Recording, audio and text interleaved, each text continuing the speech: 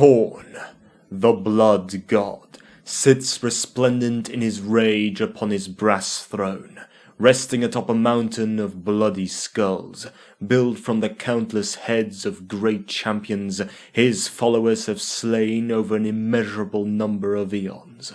No mortal man would be able to lay their eyes upon KHORNE and survive, but various heretical writers have suggested that the Blood God looks somewhat like one of his mighty bloodthirsty greater demons, only infinitely more terrifying.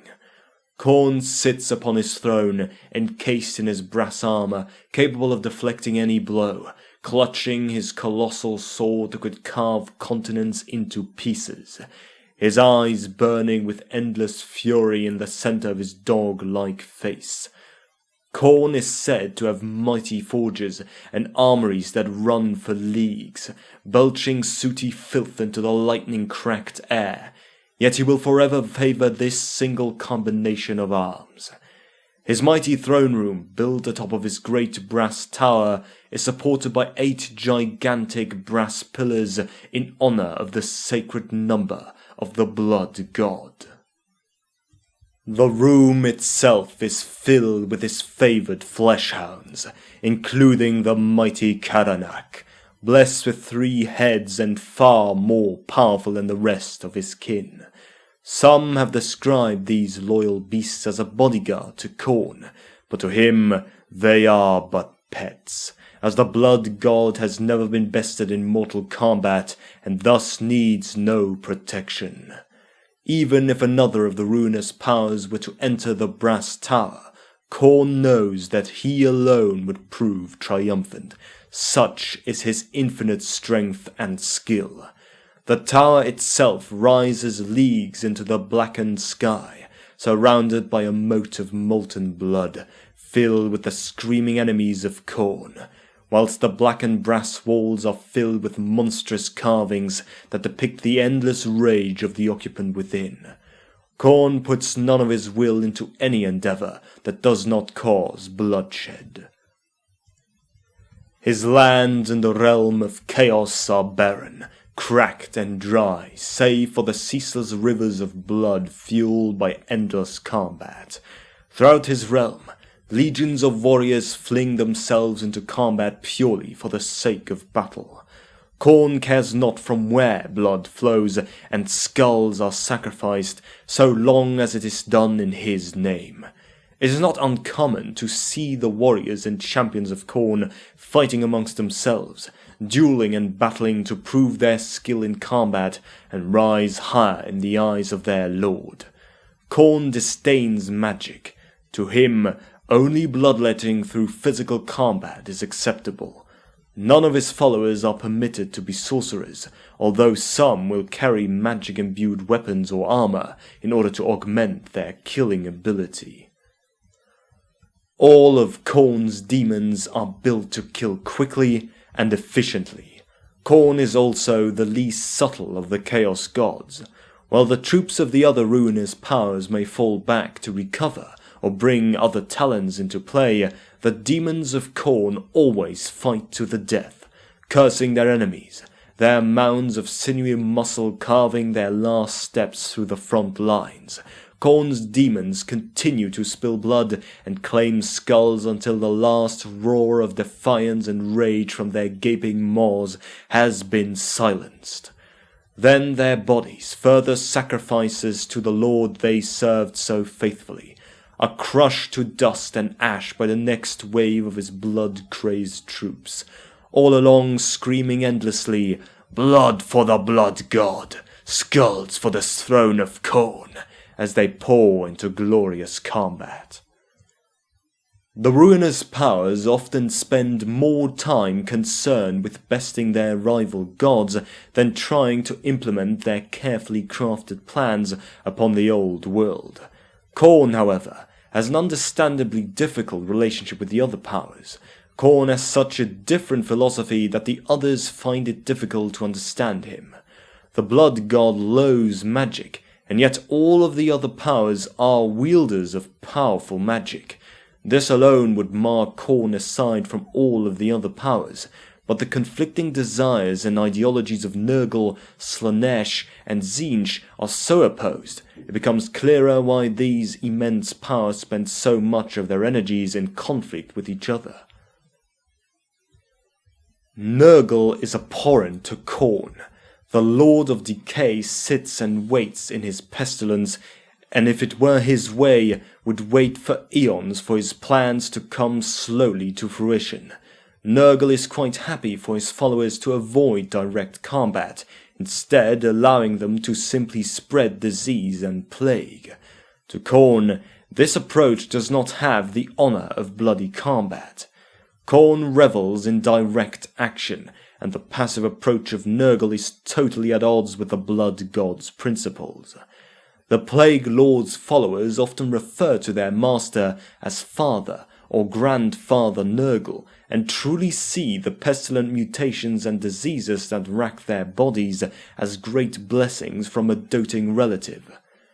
Followers of NURGLE surrounded by flies are bloated, disease-ridden abominations that would make even a strong-stomached man empty the contents of it over the floor.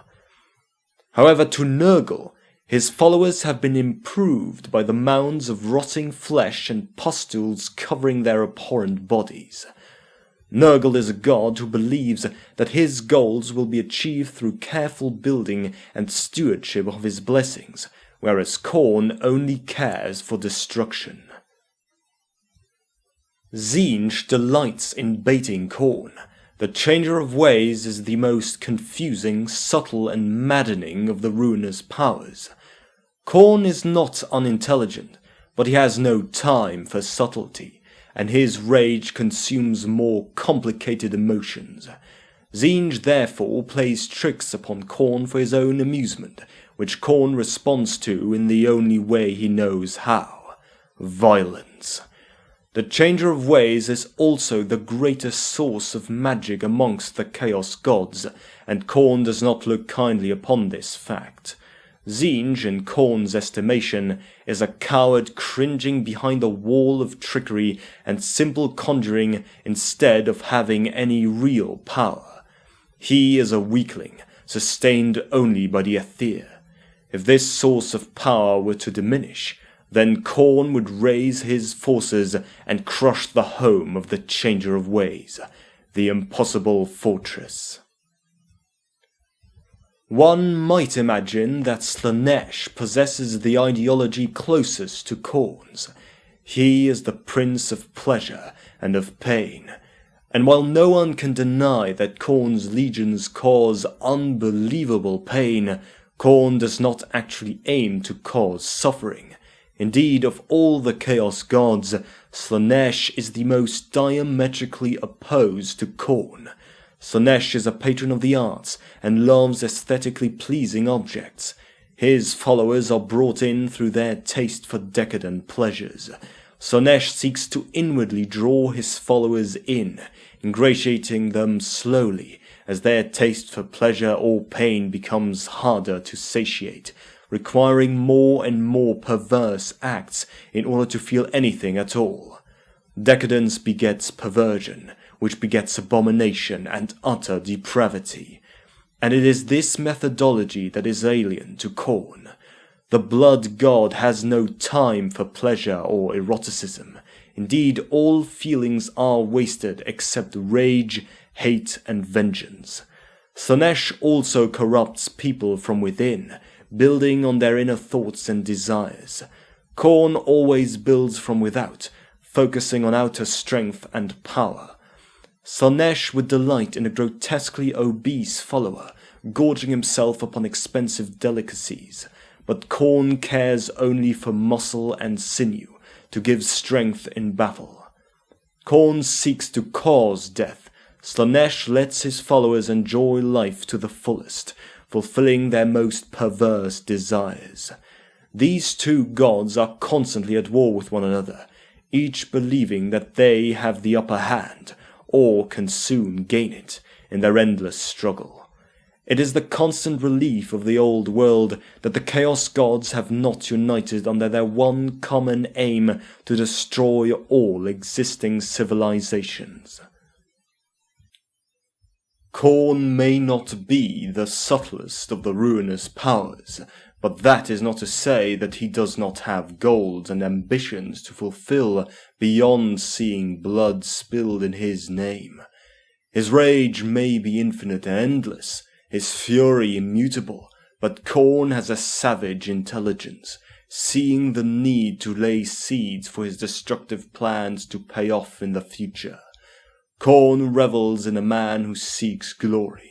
For an old world society, this leads frequently to feelings of anger at one's enemies and a need to see them dead.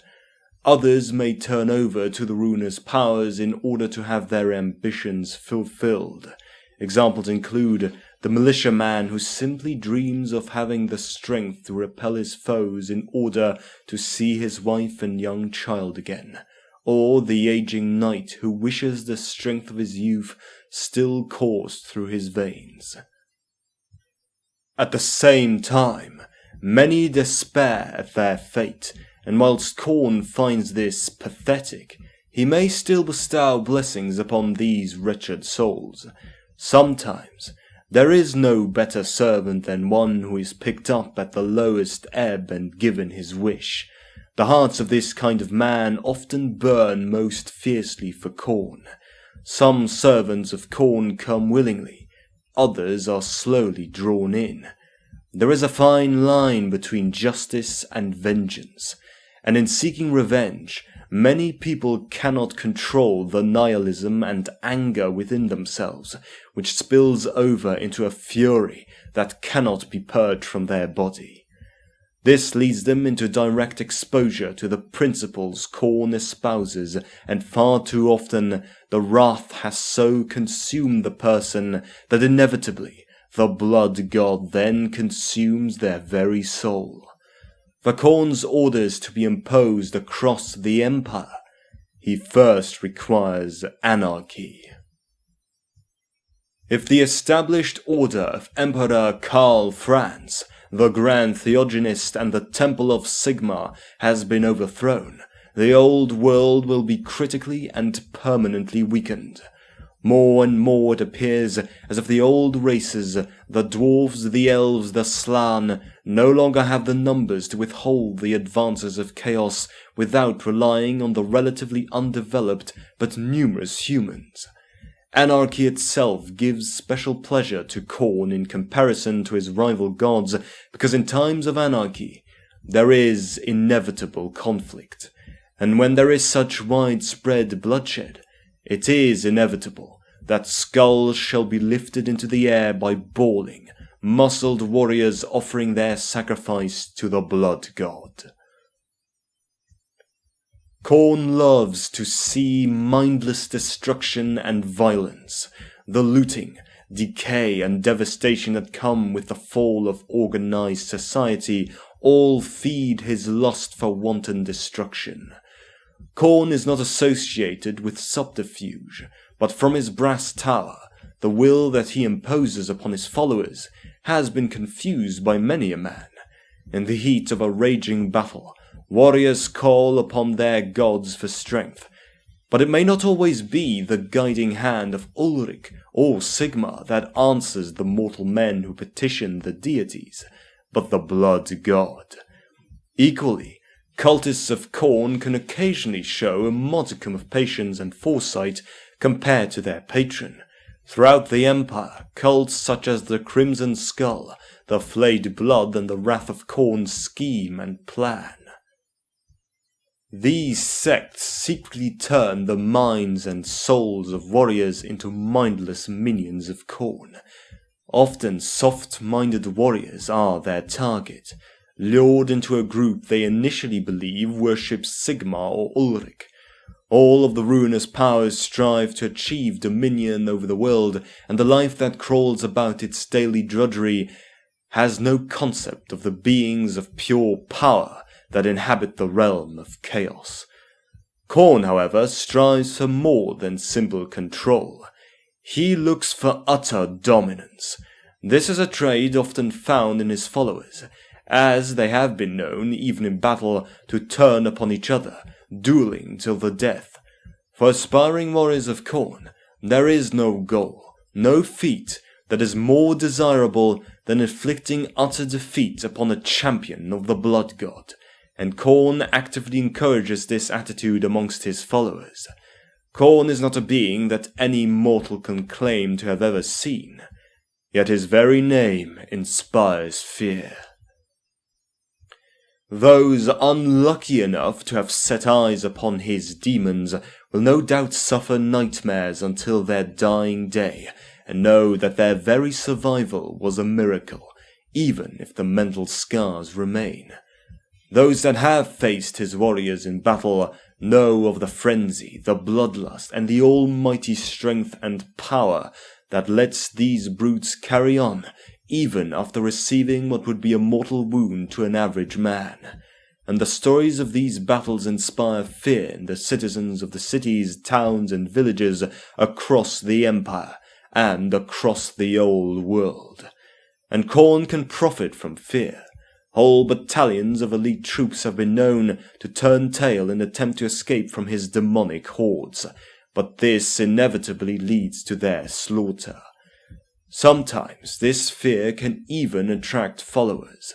Some can no longer see the influence of Sigmar, Tal, Shalia, Raya, or any of the imperial gods upon the land, but they have witnessed the ravening power of the Chaos gods, thus believing that the world as they know it must be nearing an end. This kind of person seeks to worship chaos in an attempt to save their soul when the inevitable end arrives.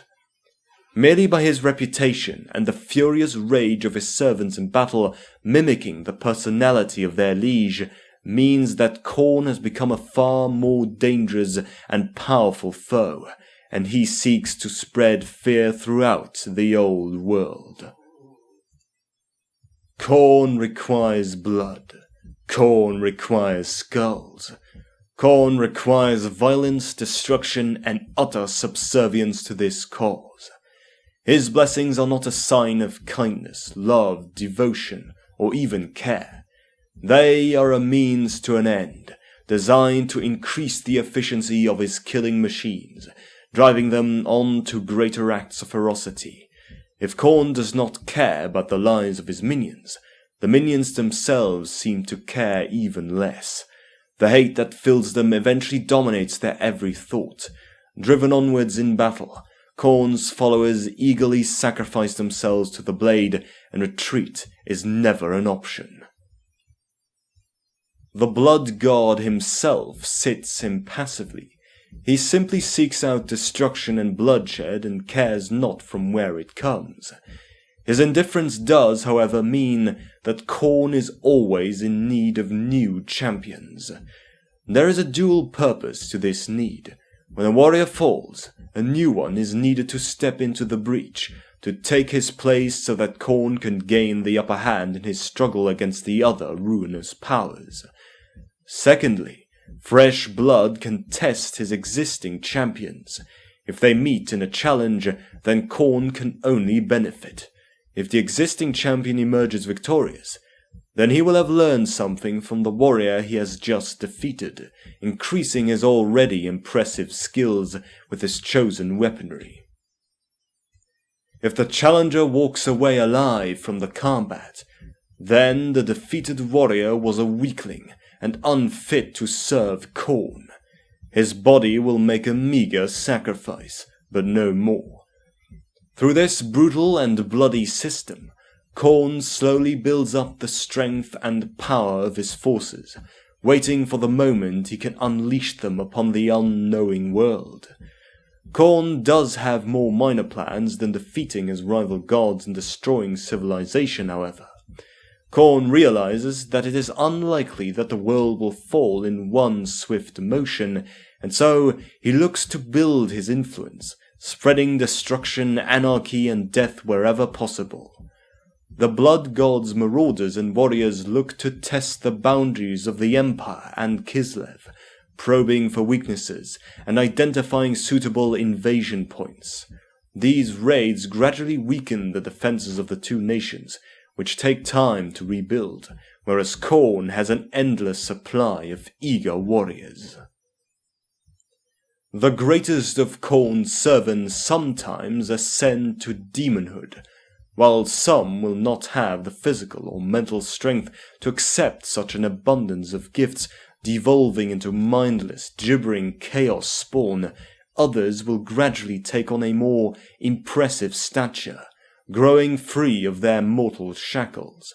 For instance, the mortal body of Valkia the Bloody, consort of KHORNE, has been almost totally transformed. Her upper body has grown horns and wings, while her lower torso resembles that of a bloodletter more than that of a woman. Whatever gifts are bestowed, those with the mark of KHORNE look to seek out and challenge others worthy of combat, especially other devoted KHORNE worshippers.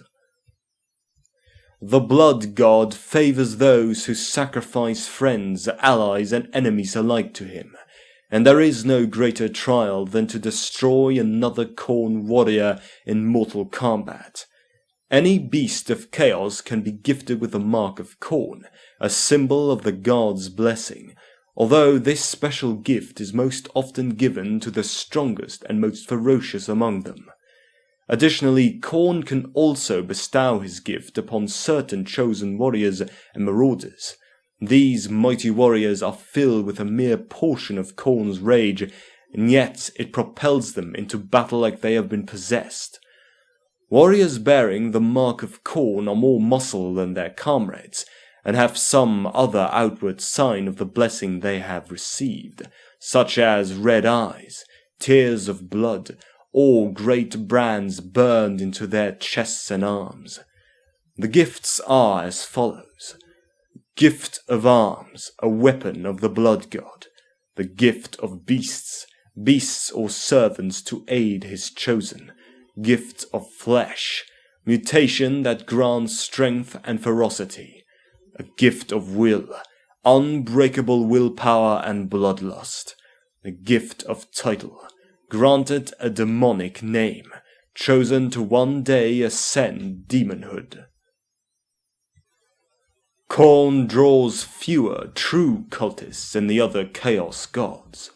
TZEENTCH can provide great magical prowess. SLAANESH can bestow gifts of intense pleasure or pain, and NURGLE can provide mastery over plague and disease. Certain groups are often attracted to one of the chaos gods in particular. Acolytes, hedge wizards, and sorcerers may be drawn to TZEENTCH, doctors, alchemists, and barber surgeons to NURGLE, the wealthy and pleasure seekers to SLAANESH, and warriors to KHORNE. KHORNE provides less subtle gifts than the other three, and the strength and power that he can bequeath make him an obvious temptation for warriors. Of course, many of his followers do not realize the true corrupting power of chaos and have no idea that eventually they will be fully consumed by the gift of rage that the Blood God provides. Some people can resist longer than others, but weaker minds are quickly overcome by the strength writhing within them and become mindless killing machines. The weakest succumb to the realm of chaos completely, warping into a mere parody of their former selves as slavering chaos spawn. If a warrior pleases KHORNE, he has been known to continue to bless his chosen so he might better carry out the will of the Blood God. While one cultist in a million may eventually step upon the path to becoming a demon prince, the rest will, at some point, have their bodies fail to accept the changes thrust upon them. Skylar Anfingrim was once one of KHORNE's greatest champions, a warrior of immense strength hailing from the northern wastes. He killed by the thousand and received many rewards from KHORNE until, at last, his wasted body collapsed and transformed into a spawn. Although Skylar still curries the favor of KHORNE, unlike other chaos spawn, he is now fated to forever walk across the blasted snowy wasteland, consuming all that he encounters. Khorne's power to transform and recreate flesh should not be underestimated, as the story of his consort, Valkyr the Bloody, demonstrates. Once a great warrior queen of the north, Khorne looked upon her with something almost approaching fondness, until she perished in battle. Racked with a rage that could have carved nations in two, Khorne set about rebuilding Valkyr's broken body. He raised her from death and made her part demon prince, so that she would never fall again. Her body now sprouts great leathery wings, and from her forehead burst forth two massive horns, adding to her already considerable might. She now stays with her lord, master, and consort, often commanding his armies within the realm of chaos. The day she flies against mankind will be a day untold thousands breathe their final breath. Such is the power Khorne has infused in her. Over the centuries, raiders from above the Sea of Claws have always targeted Kislev and the northernmost provinces of the Empire. These raids have become increasingly brutal and deadly as the taint of chaos spreads across the northern wastes. In times gone by, these battle-hardened marauders and Kurgan forcibly settled in the areas they targeted for pillaging and claimed a local wife. Over time, as the grip of the ruinous powers upon the world increased, their strength in the Northlands had grown exponentially. The taint of chaos is ever increasing, and has always been stronger in the north, due to the close proximity of the gateway into the realm of chaos. For this reason, the hard warriors of the north have always worshipped the chaos gods, even if the names of these gods have been warped along with the minds of the Norskans, Kurgan, and other tribes that periodically launch raids on the civilized settlements to the south. While all tribes recognize the chaos gods as their masters, they may pray and shout to a different name, but it is always KHORNE, or one of the other ruinous powers, that is listening and responding to their cries. Thus the rage from the north not only seek to find women, food, and gold for the sake of survival, but also blood for the blood god. When the fur-cloaked warriors emerge from their longships onto the beaches, their aim may not be to pillage, but to kill, maim, and destroy in the name of KHORNE, or one of the other chaos gods. The Northlands are a savage wasteland. Few who choose to live there have any ambition other than to become a great warrior and face the judgment of their god by traveling to the far north. Those few that return often come back bearing a great scar, brand, or tattoo, a mark of the favor they have received by becoming a chosen servant of their deity. Faith and honor have been wiped from the mindset of these people, thrown away for a craving for the blessings of the dark powers. Most of the livestock brought back from raids is sacrificed, and any weaklings found among them are thrown onto the same pyres. The tribes are in a state of constant strife, both with each other and with the lands to the south. In Kislev, where the border is less constant than the sea, the Ice Queen has been forced to reinforce the defences of Prague and Erengrad against the increasing ferocity of Norskan attacks. Despite the greater quantity of attacks, the only facet of society remaining is loyalty to kin. Few dare to displease their family elders, for to do so will lead to being cast out into the wilds, with little chance of being accepted by other tribes.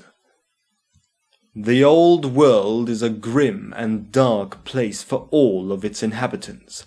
It is a bloody and violent continent, from the Kurgan and marauders in the north to scimitar-wielding troops from Araby in the south. The human inhabitants of these lands, despite thinking themselves civilized, are just as brutal as some of these so-called lesser races. The Empire may be the greatest of these nations in terms of raw power, but its citizenry is also the most ripe to be turned to the causes of chaos. Even so, the Empire has warred at times with all of its neighbors, spilling the precious blood of men rather than focusing on the far greater threat posed by chaos. Surrounded by enemies, the Empire must also guard against attacks from orcs, goblins, the undead, beastmen, skaven, and ogres. Not a day in the old world passes without conflict and bloodshed. From the snow-filled north to the wastes and deserts of the south, thousands lose their lives each day as the engines of war march ever onwards. Peace rarely lasts long. Men are ambitious and too willing to break treaties. Bestial creatures retreat only to gather their strength for renewed assaults. Magical entities are summoned, both by accident and design, into the world to wreak havoc. The constant strife brings what might be described as pleasure to KHORNE. The blood god cares not for pleasure, leaving such ridiculous emotions to the hated SLAANESH, and feels only rage and hate. But the destruction energizes him, feeding his hate. He then uses that energy to incite greater acts of murder from his followers. The Chaos Gods find that the Beastmen make useful minions. The cloven monstrosities are born of chaos, yet unlike demons, they have all been birthed in the forests, and so can wander freely, unlike some of KHORNE's followers who require some proximity to the realm of chaos in order to be sustained. A warped parody of man and beast, KHORNE finds the Beastmen's brutality pleasing.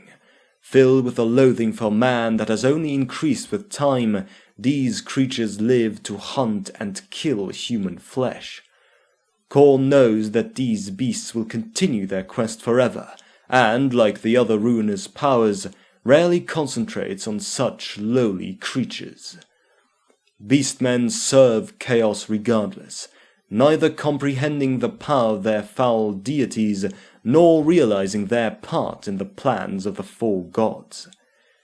Inside the Drakvald and other forests, the uncounted herds build herdstones to worship the ruinous powers, bleating obscene cries as prayers. Sometimes KHORNE or one of the other ruinous powers will take a particular interest in a single beastman. It will be little more than a disposable pawn, but some beastmen have been known to receive blessings and mutations specific to one of the ruinous powers, though this is not common. Beastmen are already ferocious warriors that are fast, agile, tough-skinned, and fully capable of delivering crunching blows with their crude and rusty weaponry. KHORNE enjoys that the beastmen are built for battle, whether it is the lowest Ungor or the greatest Doom Bull. The destruction caused by the cloven race can only further his cause. The demons of KHORNE are much like their god, raging, bloodthirsty, and incomparably deadly. Even the least of their number is a truly terrible foe. Whether this is down to their being skilled warriors, raging beasts, or even both, it is a terrible fate for a mortal man to face a demon in battle, and it is even more so when the demon is of KHORNE's vile pantheon, for their overriding purpose as dealers of violent death is only all too obvious. The demons of KHORNE are their god in microcosm, unrelenting embodiments of fury and bloodthirsty martial honor. They are the most physically powerful and single-mindedly vicious of all demonic creatures. Despite being creatures fundamentally of arcane origins, as all demons are, the creatures of KHORNE utilize no sorcery, keeping in with the blood god's teachings of martial honor. Most, if not all of them, also possess an impressive resistance to assaults of arcane nature. They are beyond any bargaining, and are possessed of the keen martial intellects to rival those of great generals and cunning huntsmen, and bear colossal martial prides that do not easily suffer wounding. The end.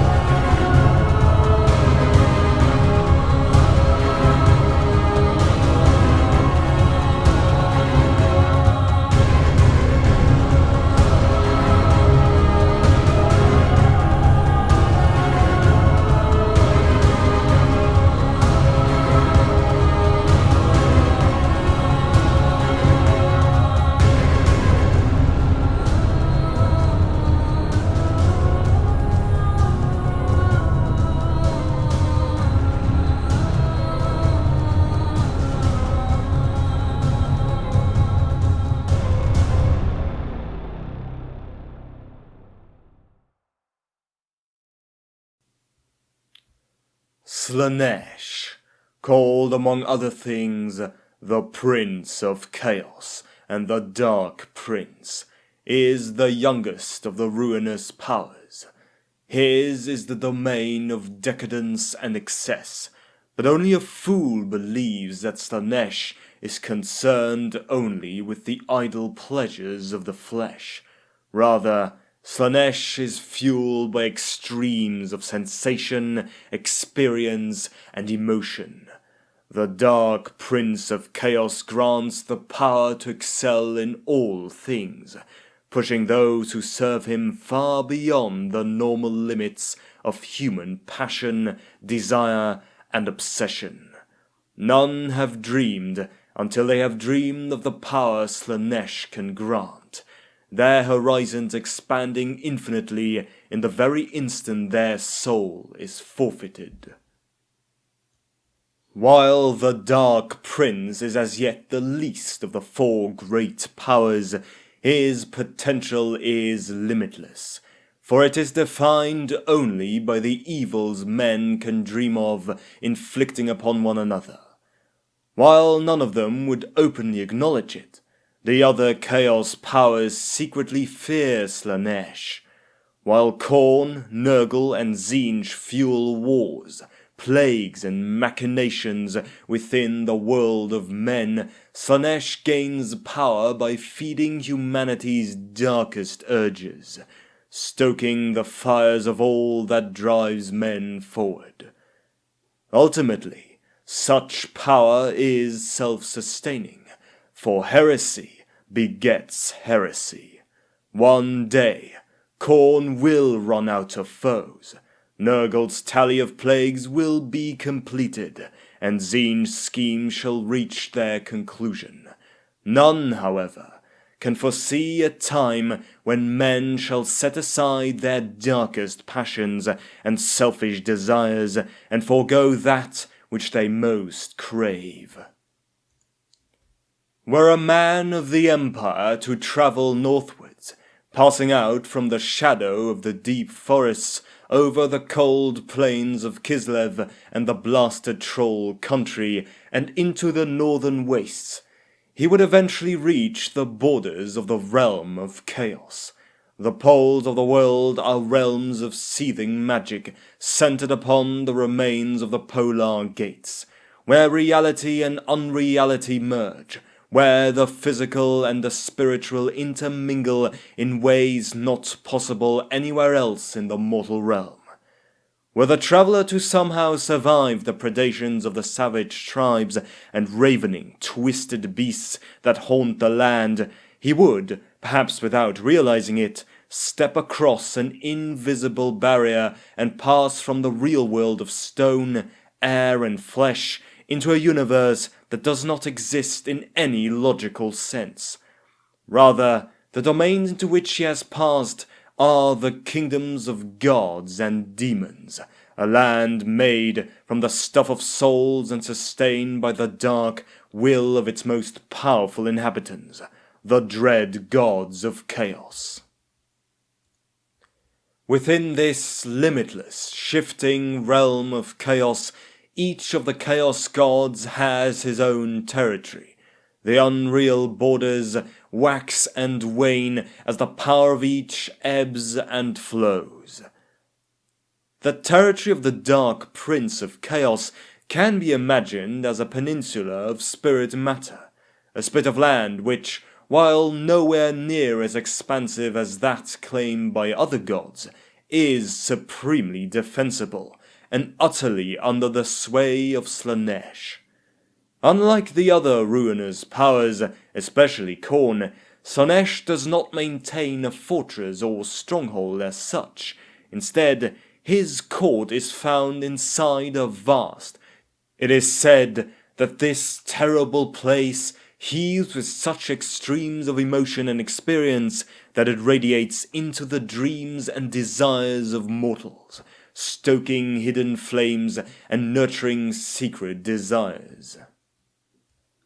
It is even said that such extremes are practiced in the form of contests, adjudicated by SLAANESH himself, so that his champions can be chosen and sent into the world to spread their evils amongst men.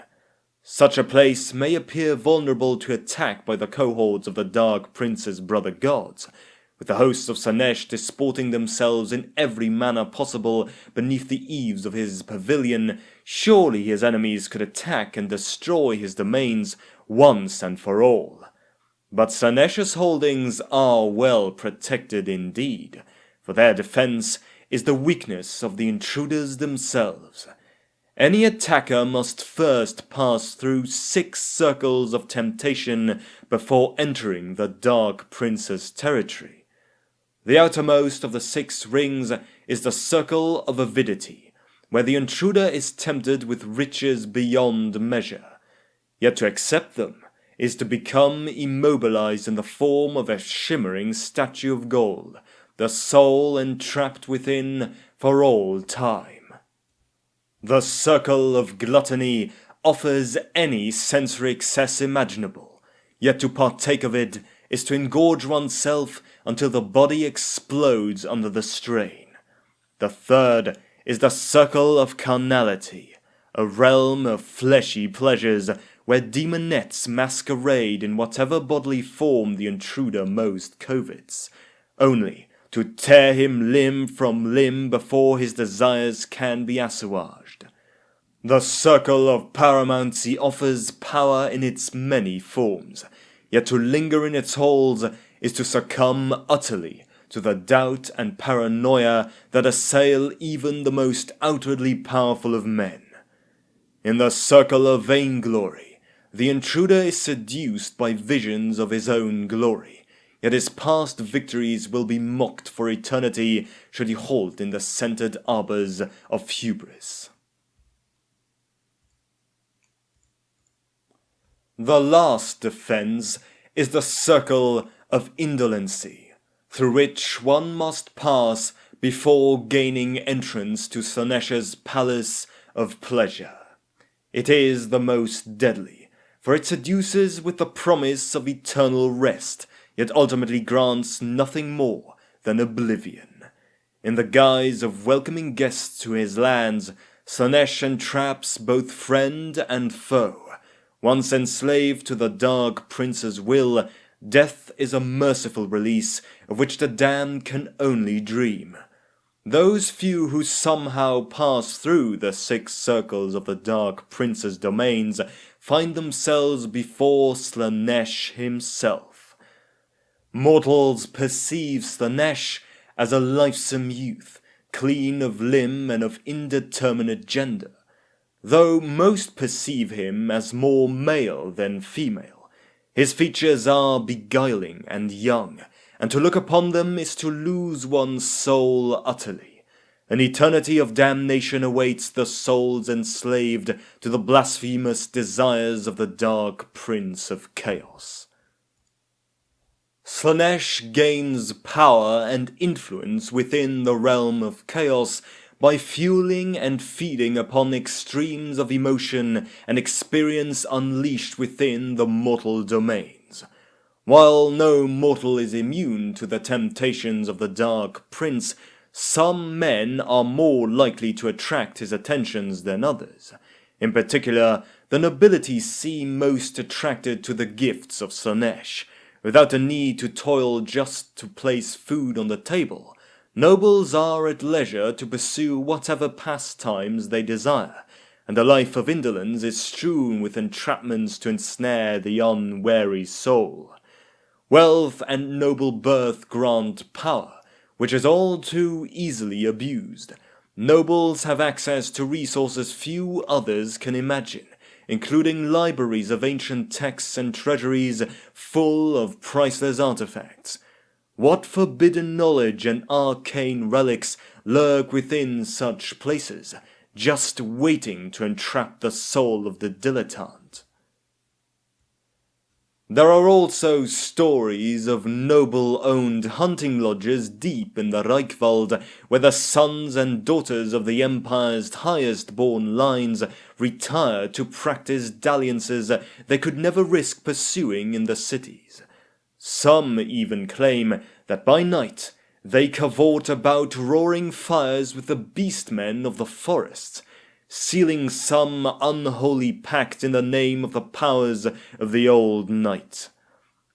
But it is not only members of the nobility that seek the extremes of experience. While many think of KHORNE, the god of blood and murder, as the patron of warriors, many such men beseech the favour of Slaanesh as well. While KHORNE revels in the simple, uncomplicated act of killing, however it is achieved, Slaanesh seeks the perfection of the killing blow itself, and the experience of killing and dying. Warriors that look to the Dark Prince do so to perfect their skill at arms into an artful performance, one in which each stroke of the blade is as delicate as a lover's caress, and equally as exquisite for slayer and victim. Such men drive themselves towards ever greater extremes, yearning to master the act of killing in every one of its permutations. As much as some warriors seek to perfect their own skills, some come to revel in the cruelty of their arts, becoming masters of pain and torture in all their forms.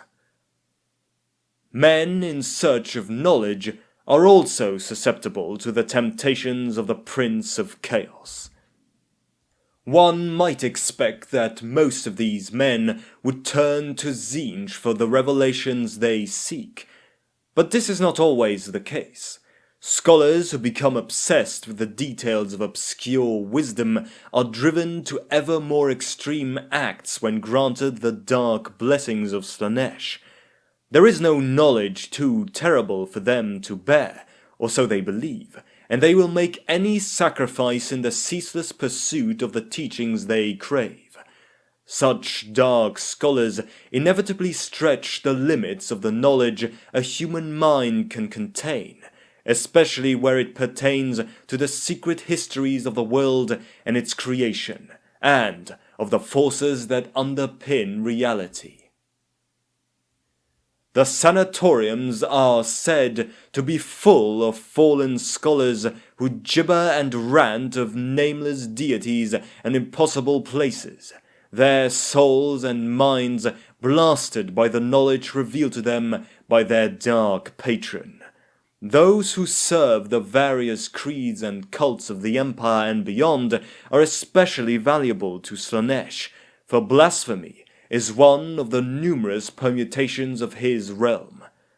The Dark Prince revels in pushing any and every boundary, and expects his servants to do likewise. Nothing is more pleasing to Slaanesh than an outwardly pure individual, especially an officer of a creed, reveling in the very acts he condemns. Thus, the witch-hunters must regularly search their own ranks, and those of the cult of Sigma, for hidden servants of the Dark Prince. Countless outwardly holy leaders have been charged with heretical crimes and put to death after the mark of SLAANESH is discovered upon their bodies. There are many more examples of individuals driven to excess by the dark gifts of SLAANESH. The practitioners of magic must be ever vigilant for the siren song of forbidden knowledge and power, and regular contact with the raw energies of chaos makes them supremely susceptible to the Dark Prince's influence. Counselors and administrators, too, are often tempted by the power they wield, and those denied the full extent of their capabilities by a common birth are all the more likely to sell their souls for access to the status the nobles so jealously guard. There are lovers who love as no mortal ever could, and artists driven to create such wonders as to make onlookers pluck out their eyes so they may never be sullied by a lesser sight. Hunters seek the ability to stalk the wilds undetected and long for preternatural aim. Invariably, they are driven to hunt not beasts, but men, and some feel compelled to test their skills against wood elves and the like, usually with results fatal to the hunter. Invariably, those who partake of even the smallest portion of the blessing of SLAANESH are driven so far along the road to excess that their damnation is inevitable. The cruel reality of chaos is that it will ultimately destroy all but the very strongest of those who attempt to wield it. Perhaps above all other chaos gods, SLAANESH revels in this process, glorying in the downfall of even the mightiest champion. In truth, a being as powerful as SLAANESH perceives even the mightiest of mortal champions as nothing more than a brief spark against a conflagration, if he perceived them at all. Though he does not know it, the servant's excesses do nothing more than fuel the fires of his own eternal damnation.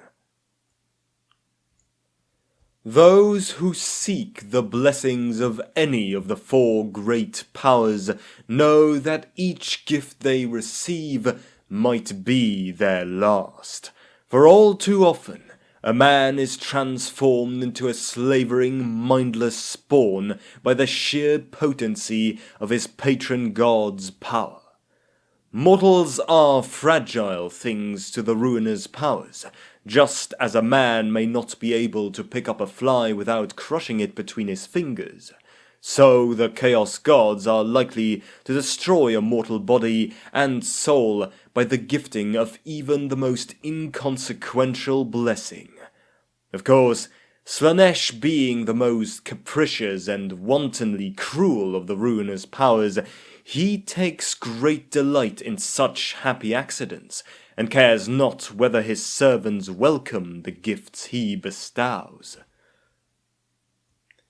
Despite the Dark Prince's ability to warp and corrupt the flesh of those dedicated to his worship, it is in the mind and the soul that the greatest changes are wrought.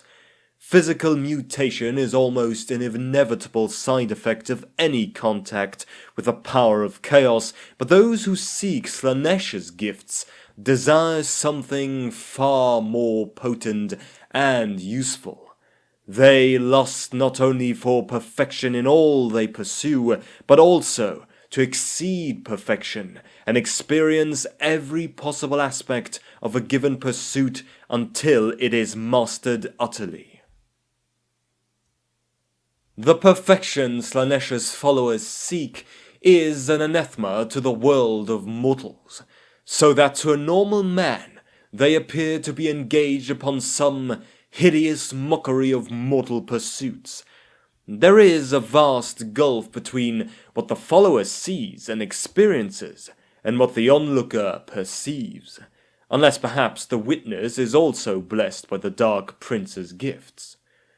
For example, a musician might draw upon the blessings of SLAANESH to produce exquisite cadences and tones that no mortal has ever heard, and he experiences such heights of delirious joy in producing them that he feels at one with his fellow patron.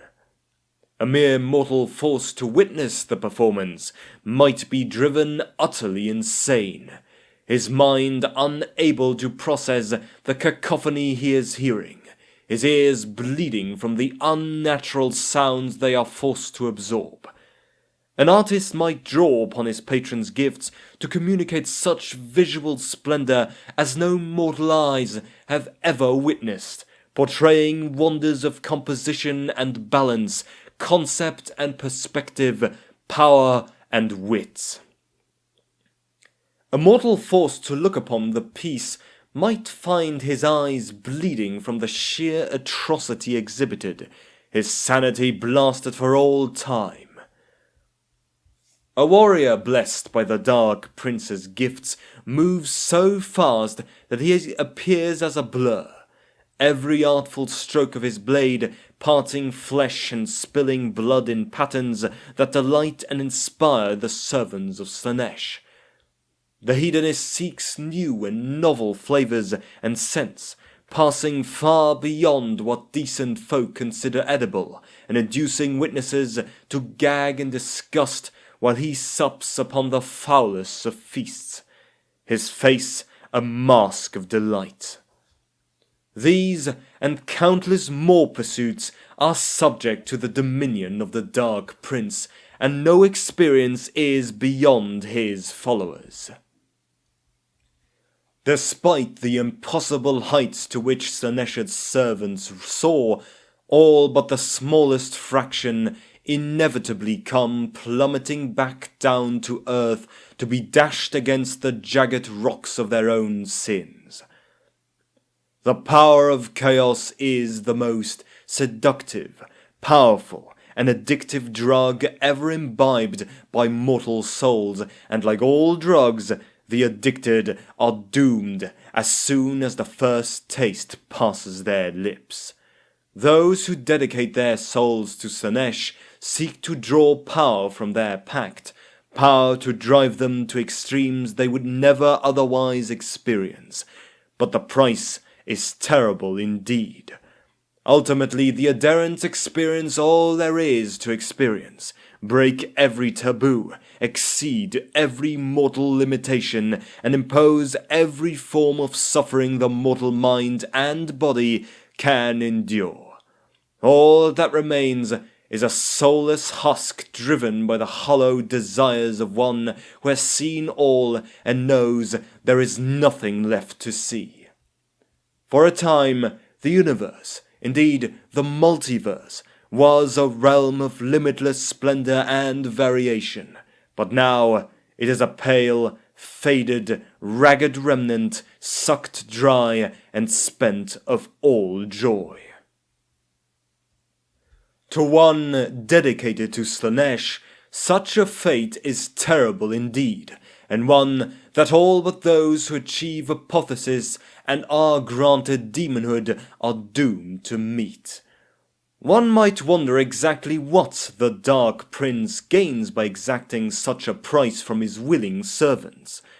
When the mortal mind experiences extremes of emotion, Slaanesh's power within the ever-shifting realm of chaos grows at the expense of one or all of his kin.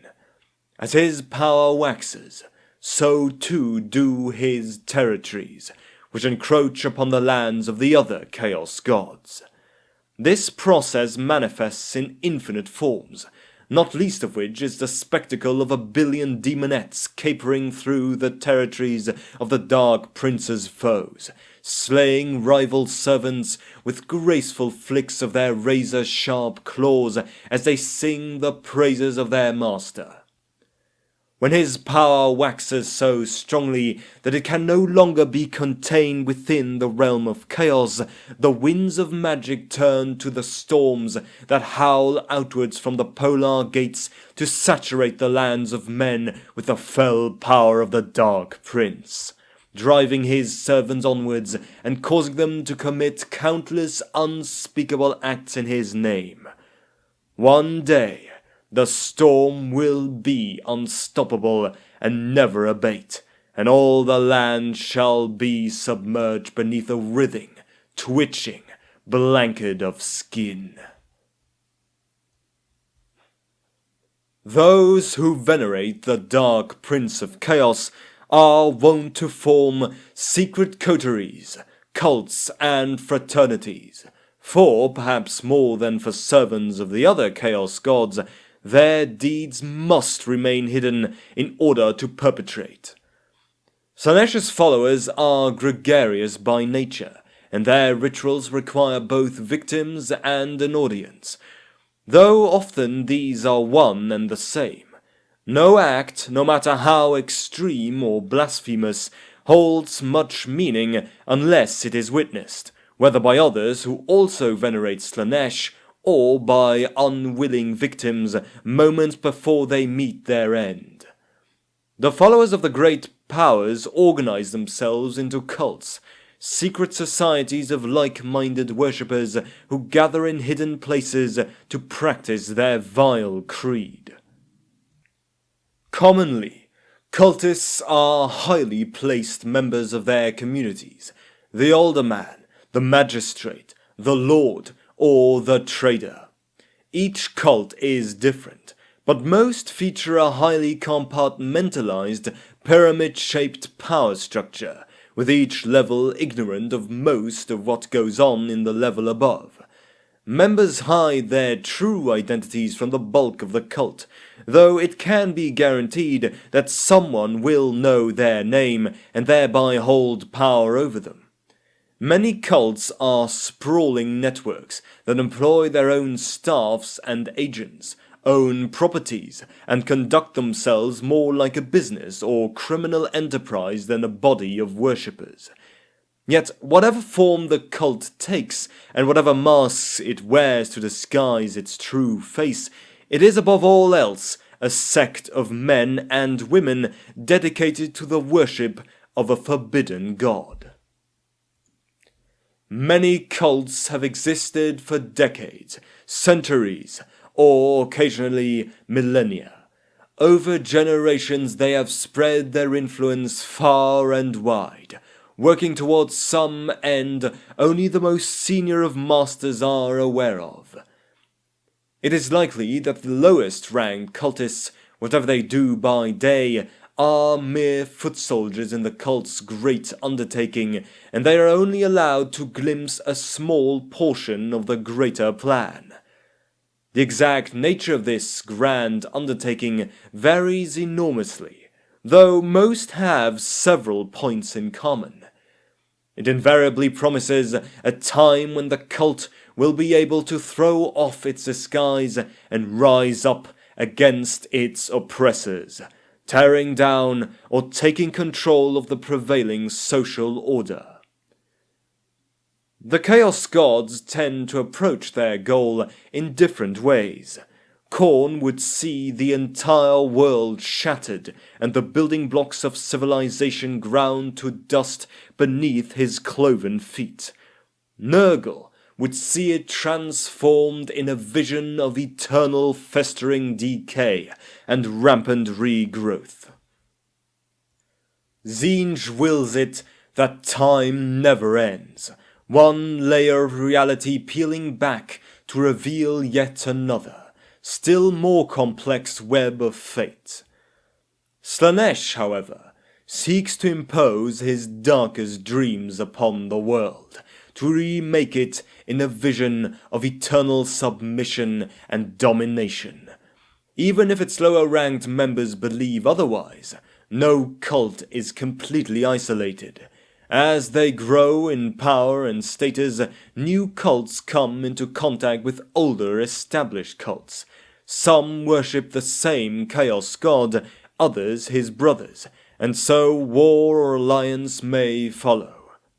Some cults seek out others, especially those only recently incorporated, that they may be dominated and subsumed. The oldest and most powerful organizations have existed in one form or another since the earliest days of the Empire. Their influence stretches across the world and into the highest of courts.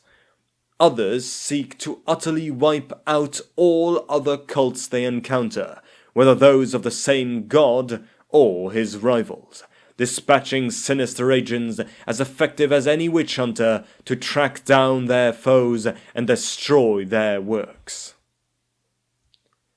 At several points in history, the bitterest of wars have been fought on the streets of the Empire's cities, across the rooftops, and along the secret corridors of sprawling castles. Foes determined to not only ruin one another's works, but to offer one another's souls to their patron gods, grapple for power while men sleep fitfully scant yards away.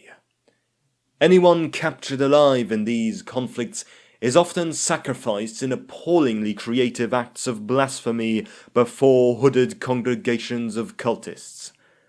Often, the only sign that any such war is raging is the sudden disappearance of key members of the community, those who were highly ranked in the cult's power structure. At the same time, the low-ranked foot soldiers die by the dozen, but they are rarely missed.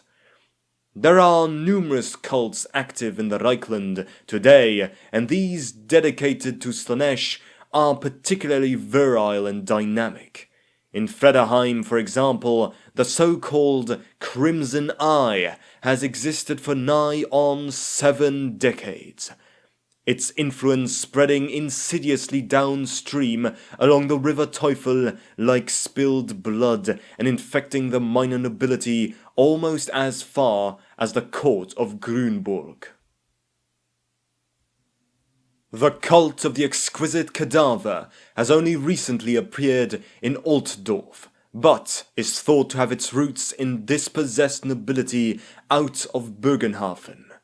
The Brotherhood of the Perfect Deliverance is thought to be an offshoot of a far older cult that is well established in Averland and Wissenland, but so far it has been unsuccessful in subverting the established cults of the southern Reichland.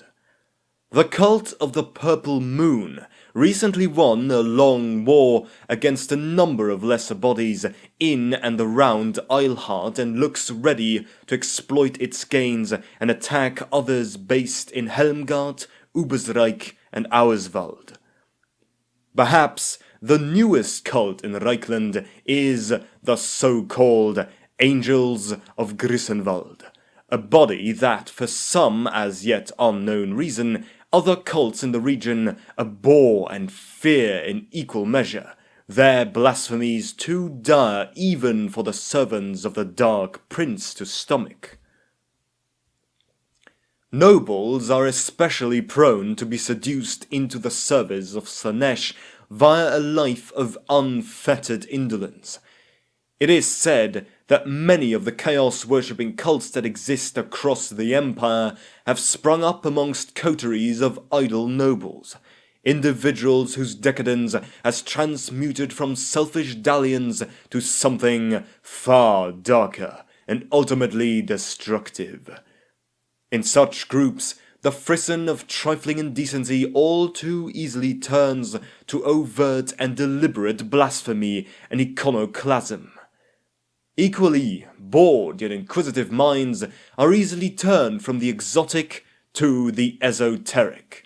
From there, it is but a short, damning journey to the pursuit of forbidden knowledge. Those who plot and scheme against rivals or more favoured kin are led astray by the promise of undreamed power, while those afflicted with some weakness, whether real or imagined, might find a means to overcome it, if only they will pay the price. When the dalliances of the idle nobility turn into the active pursuit of power, the agents of the ruinous powers are ready to offer counsel and lead the damned even further astray. Hooded strangers appear in the small hours and tell the glazed-eyed nobles of power and experience even they have never imagined. Missives are written and rituals conducted. Blood is spilled and pacts are sealed. Souls are bartered and unspeakable deeds performed.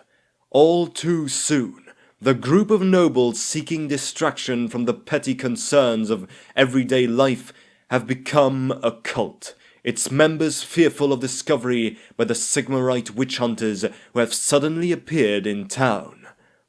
Before they realize it, the nobles are devotees of the ruinous powers, already numbered among the uncounted ranks of the lost and the damned. What manner of mortal heeds the siren song of the Dark Prince and pledges their souls to Slaanesh? Certainly those born of noble blood are easy meat for the great corrupter, but so too are many others, from artists and musicians to politicians and warriors. When the winds of magic gather strength and the hordes of Slaanesh muster, two types of warrior can be found in the ranks of his mortal hosts, those born in the lands of men and those born into the service of Slaanesh. Those who hear the call of Slaanesh and make their way north to join his magnificent hordes are fortunate indeed to even begin their journey. For the Templars of Sigmar are ever watchful for those bearing the mark of the Dark Prince. It is fair to say that most men of the old world who hear Slaanesh's call fall long before they can answer it. Some are consumed by their passions, drinking too deeply of the wine of obsession so that their sins are clear to all around them. Others find themselves gifted with such marks of their patron that they must flee to the woods before their true nature is revealed. But most of them fall easy prey to the beastmen and other fell denizens of the forests and never realize the visions that haunt their fevered dreams. Unless their dark passions are husbanded by an established cult, such tragic figures invariably signal their pact with the Dark Prince for all to see, the evidence of their sins impossible to ignore. A very few, however, manage to contain the excesses of their dark desires in such a way as not to attract unwanted attention and work their way northwards to join the hordes of chaos. The journey is a mighty feat in itself, and is sure to stand the champion in good stead when he encounters the denizens of the chaos wastes, who will challenge him the instant he passes into their lands. Such men must fight duel after duel against savage barbarians and towering warriors of chaos, proving themselves ever more worthy to tread the northern lands with every head they take. The few who reach the lands of a tribe dedicated to Slaanesh have proven themselves worthy of not just joining those tribes, but of leading them into battle, though more duels await them should they decide to take control of an army of their own. Having made it so far, some mortals simply keep going, passing out of the knowledge of the tribes and into the far north, where the lands writhe and the skies boil under the baleful influence of raw chaos. Whether they enter the realm of chaos itself or pass into some other unfathomable reality, none can say, though certainly they do so in the name of the Dark Prince of Chaos. As with each of the Chaos Gods, there are entire tribes dedicated to the Dark Prince in the far north. These peoples exist in a harsh land of constant war, where men must be strong and guileful to survive, and as such, one might imagine that the hedonism often associated with Slaanesh would be out of place. What soft pleasures might be found amidst a land of howling gales and hard ground? In truth, the pleasures sought and found by those who serve the Dark Prince are those of war in all its forms. In a land where no law applies other than the will of the strong, the servants of Slaanesh openly venerate their fell god, practicing every extreme of emotion and experience possible. If there are no laws, there are no crimes, and the power of Slaanesh waxes ever stronger. Slaanesh is worshipped throughout the north and the Chaos Wastes in all manner of aspects, and known by a staggering range of names. The tribe of the Serpent, for example, calls him Loeth, and holds that he lives in the seas about Norska. Hundreds of tribes revel in every extreme of war and death, arts that they practice daily in wars against one another and the nations of the south. The tribes dedicated to Slaanesh are among the cruelest mortals of the wastes, for they seek not simply to slay their foes, but to inflict symphonies of misery upon them. They prefer to debilitate and capture rather than slay, so that they might bind the defeated and hold them back to their settlements. They are masters of torture, which they regard as the ultimate worship of their fell lord. Before each battle, the marauders of Slaanesh imbibe all manner of narcotic substances, often of magical aspect, and under their heady influence make war as a supreme celebration of the Dark Prince's blessing. The end.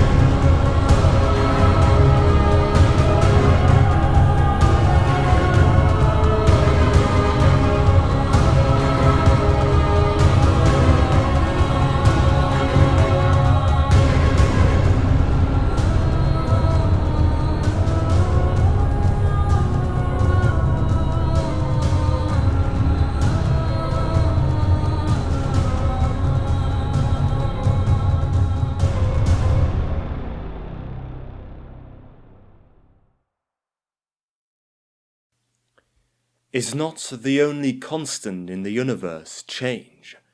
One day all this will be dust, and even the stars above will flicker and grow dim. Your life is but a tiny candle in the darkness, and your death an afterthought, shorn of meaning by its insignificance. Come, little one, and let me show you how brightly your flame can burn. By Villatresca, Lord of the Flux. What mortal does not desire to comprehend the mysteries of destiny, or to harness awesome magic power? The Chaos God TZEENTCH holds the keys to such terrible knowledge. His price, however, is steep. His worshippers become pawns in his incessant game to undermine civilization and to outflank his fellow ruiners' powers. TZEENTCH rewards his followers with mutation and insanity, and when they die, he claims their souls as his playthings. TZEENTCH is known by 1,000 epitaphs. He is the weaver of all fates, who spins a tangled web to achieve his incomprehensible ends.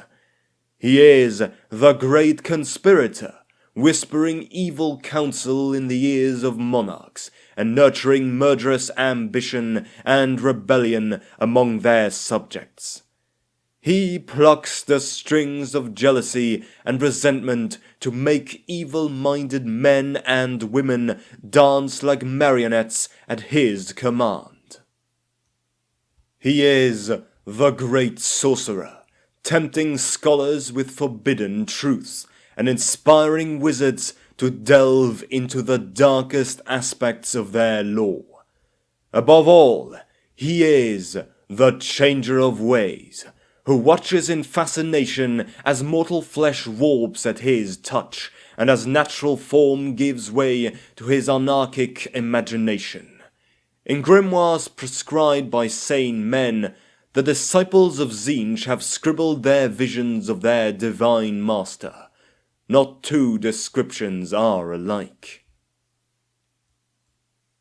Sometimes the god is represented as a mist of shifting colors, or as a huge demon with a vulture's beak and multi-hued wings. Sometimes he is envisaged as a giant whose head and torso are impossibly one, with great horns rising from his shoulders, and whose skin crawls with leering faces that repeat his every utterance in 1,000 subtle nuances. The black orbs of his eyes are said to sparkle like the endless depths of the Empyrean, and his brow is furrowed as though he is ruminating over an unsolvable puzzle. The winds of magic curl around him like a rainbow of serpents. His sacred number is 9, and his rune resembles a flame or perhaps a writhing snake. TZEENTCH's worshippers believe that he reigns from an impossible fortress deep in the realm of chaos, at its heart protected by a crystal labyrinth of inconceivable geometry, is the Hidden Library, a hall of eternal dimensions that stores all of the knowledge of the universe. TZEENTCH stares for eons into the well of eternity for clues from the past and the future that will help him fulfill his schemes. When TZEENTCH stirs from his reverie, treachery, insanity, mutation, and strife afflict the world. 8,000 years ago, the godlike Old Ones dominated the world. They constructed a great portal situated in the northernmost continent, which they used as a gateway to this reality. Beyond this gate seethed a chaotic multiverse, the abode of the ruinous powers, whom the Old Ones kept at bay using unimaginable magical forces. Today, very little evidence remains that this mysterious race ever existed, for a cataclysmic event eradicated them. The gate's mechanisms failed, and chaos exploded into the world, warping the north and south poles into desolate wastes of chaos. Raw magical power howled across the lands like a black wind, twisting nature in its wake, and warpstone rained down in an unceasing, mutating torrent. A massive rock of this chaotic matter was spat into the heavens, becoming the dark moon known today in the Empire as Morsleep. Demons took physical form, and their uncountable armies attacked the world's surviving inhabitants. But the elves in Ulthuan and the dwarves in the old world each separately withstood the hordes. The elves conjured a vortex that drained the flood of unadulterated magic, sucking the demons back into the realm of chaos. Today, dark magic still leaks from the chaos wastes, but the High Elves continue to maintain the vortex, and the raging maelstroms of chaos energy subside into the 8 winds of magic as they drift south. The Waystones of Ulthuan draw magic to the island, to be dissipated by the vortex. However, dark magic sometimes gathers in pockets, and Morsleep occasionally spits warpstone from the sky, or the mutating stuff drifts as dust from the far north.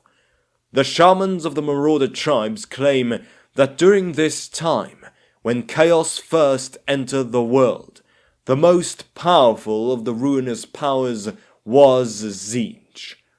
This was his time, when magic and mutation ran rampant.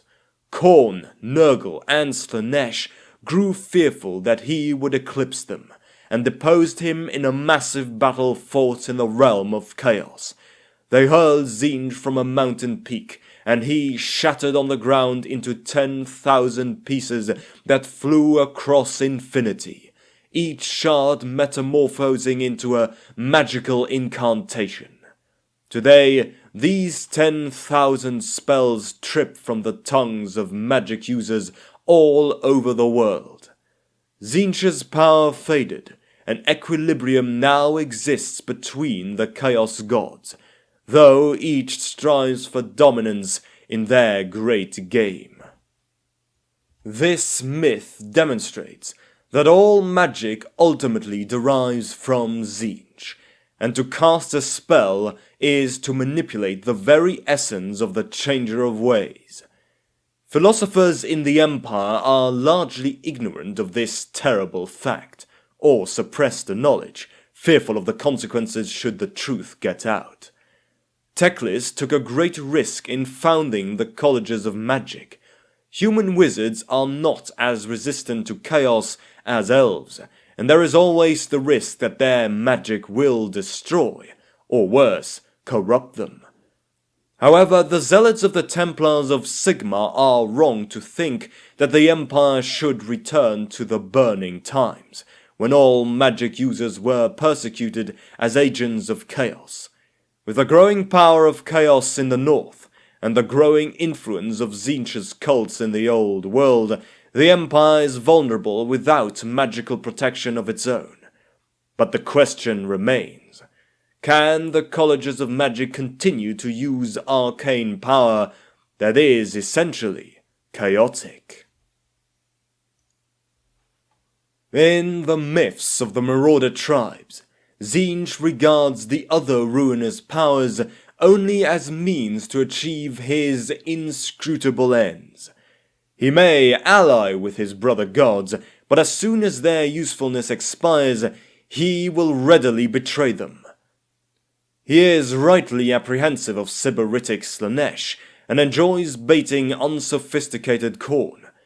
However, TZEENTCH feels nothing but contempt for NURGLE, god of disease and decay, and will only join forces with him in extreme circumstances.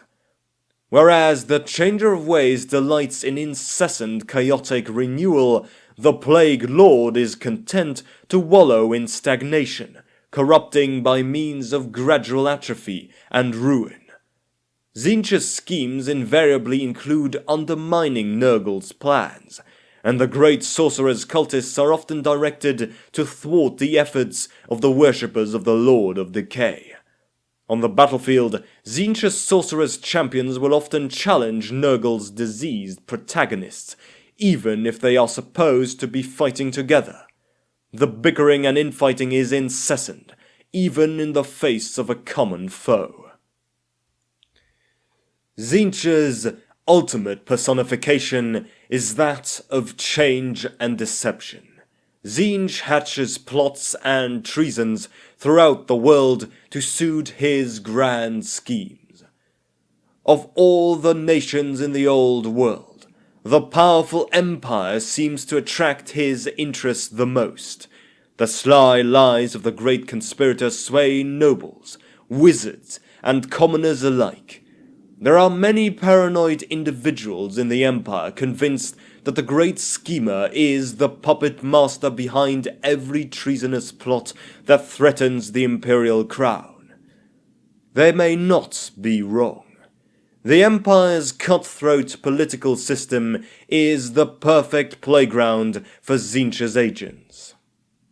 Most nobles in the Empire are loyal to the Emperor and devout worshippers of the imperial pantheon, but there are a few who commit their souls to chaos, greed, lust for power, the desire for revenge against an untouchable rival, or perhaps a secret mutation, are all reasons why this handful of aristocratic ne'er-do-wells abandon all reason and worship the Changer of Ways. TZEENTCH has a particular attraction to a minority of wealthy patrons of learning, whose mansions or castles contain enviable libraries. Jaded by mundane literature, they are tempted to pay a hefty price for rare and illegal tomes from black market dealers to titillate their intellectual curiosity. Within these pages, they learn of the esoteric powers that TZEENTCH grants to those who bend their knee to him, and they experiment with the dreadful invocations scrawled in these mouldering books. By this time, it is too late, and they have already delivered their soul to the great sorcerer. Even nobles who hate chaos and would give their dying breath to defend the empire from the ruinous powers may become innocent pawns in TZEENTCH's game.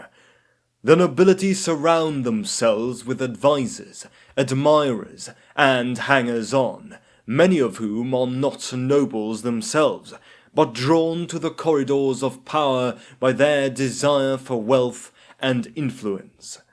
The inflated egos, arrogance, and aspirations of these courtiers make them open to corruption. Frustrated in ambition and impatient for power, the most desperate of these underlings might dare to mouth silent prayers to the changer of ways. Such an individual might subsequently find that his noble patron takes more heed of his advice and favours him above his fellow courtiers. As the courtiers' entreaties to TZEENTCH become more extravagant, prayers evolve into sacrifices, of animals at first, then of people who will not be missed. Now the courtier discovers that falsehood slips from his silver tongue more believably, and he masters the subtle nuances of body language and wordplay that can beguile his audience. The courtier's patron laps up every bit of crooked counsel that his trusted adviser feeds him. However, the courtier himself is wholly in the thrall of his dark master, and TZEENTCH uses him to influence the unsuspecting nobleman to the detriment of the empire. Mankind fascinates TZEENTCH, and he is intrigued by humanity's capacity for deceit, ambiguity, and contradiction. As a consequence, he cannot resist dabbling in the affairs of mortals, to satisfy his urge to manipulate and control. For example, it was TZEENTCH who was the prime architect behind the infamous scandal of the Shroud, though this fact will not be found in any history or collection of memoirs. The Changer of Ways delights in revolt and anarchy, toppling the old order and heralding a new one, only to bring that crashing down as well. The empire sows its own seeds of discontent among the common populace, who are denied a say in politics and are kept impoverished by taxes and oppressed by harsh laws. TZEENTCH waters these seeds and nurtures them, pruning where necessary until the mutterings of dissent grow into outright rebellion that threatens to undermine the teetering edifice of the empire. TZEENTCH can contort an agitator's quest for social justice into a burning desire to overturn society. The instigator of the riots that challenge authority may never realize that he is an instrument of the Changer of Ways. 9 years ago, Walter Flieser, a rat-catcher from Grunburg, was commissioned to eradicate a nest of vermin in the cellars of the mansion of the town's mayor Meinhard Gierig. Exploring the shadowy and expansive cellars, Flieser accidentally stumbled upon a shrine devoted to TZEENTCH, the skulls of sacrificed victims laid out before the altar, each marked with strange sigils. He fled in horror, but told no one of his discovery, for surely he would be accused of slander. Mayor Gierig was outwardly a pious man, whose charitable works won him respect among the community. Frieza took it upon himself to bring the mayor to justice. He could not trust the authorities, but used his influence among Grunburg's underworld to convince the local crime boss of his discovery. A duo of thieves broke into the mayor's cellars and, following Frieza's instructions, confirmed the shrine's existence. The crime boss, Johannes Ehrlich, was a devout man despite his dishonest vocation, and was enraged by the mayor's perfidy. He used his influence to raise the ire of the townsfolk against Gierig. Frieza himself led a mob of pitch-wielding commoners to the mayor's mansion, all baying for Gierig's head on a pole.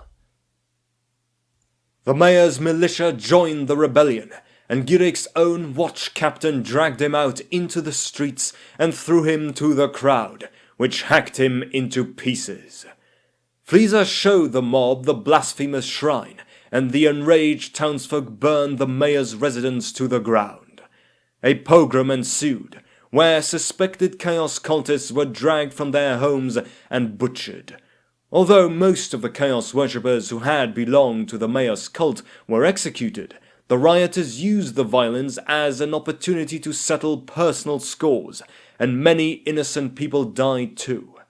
Inevitably, the imperial authorities sent in troops to restore order, though not before much of the town was set aflame. Among the many buildings destroyed by the Inferno was Grunburg's ancient temple of Sigma, that housed a collection of sacred relics, many of which had been borne into battle with great effect during the Great War against Chaos. These irreplaceable artifacts were lost in the fire. Walter Frieza escaped the carnage and fled into the Reichwald forest. However, soon after, he developed an unscratchable itch on the side of his neck. Over the ensuing days, the itch turned into a lump, which grew into a fleshy protuberance the size of his head. Horrified, Frieza fled deeper into the woods, ashamed of his affliction. The flesh hardened into a skull and formed a face, the mocking twin of none other than Meinhard Gierig, which loudly cursed Frieza night and day. A band of mutant outlaws soon discovered the monstrosity, one head weeping dementedly, while its twin of more aristocratic visage spat obscenities at it. The rebel is probably still with those outlaws to this day. The mutation was TZEENTCH's way of rewarding the innocent dupe who had unwittingly furthered his plans. The great conspirator had corrupted the greedy mayor with false promises of power and willingly sacrificed him and his cult by allowing his secrets to be revealed by the rat catcher. Knowing what destruction would ensue once Gierig's faith in chaos was made public, and knowing that artifacts sacred to Sigma would be destroyed in the process. TZEENTCH is the master of all magic, and he considers all spellcasters to be his servants, whether they are aware of this dubious honor or not. A wizard who manipulates the winds of magic risks awakening the interest of the great sorcerer. If a spellcaster fails to control the fickle winds of magic, he might be dragged screaming into the realms of chaos. The end.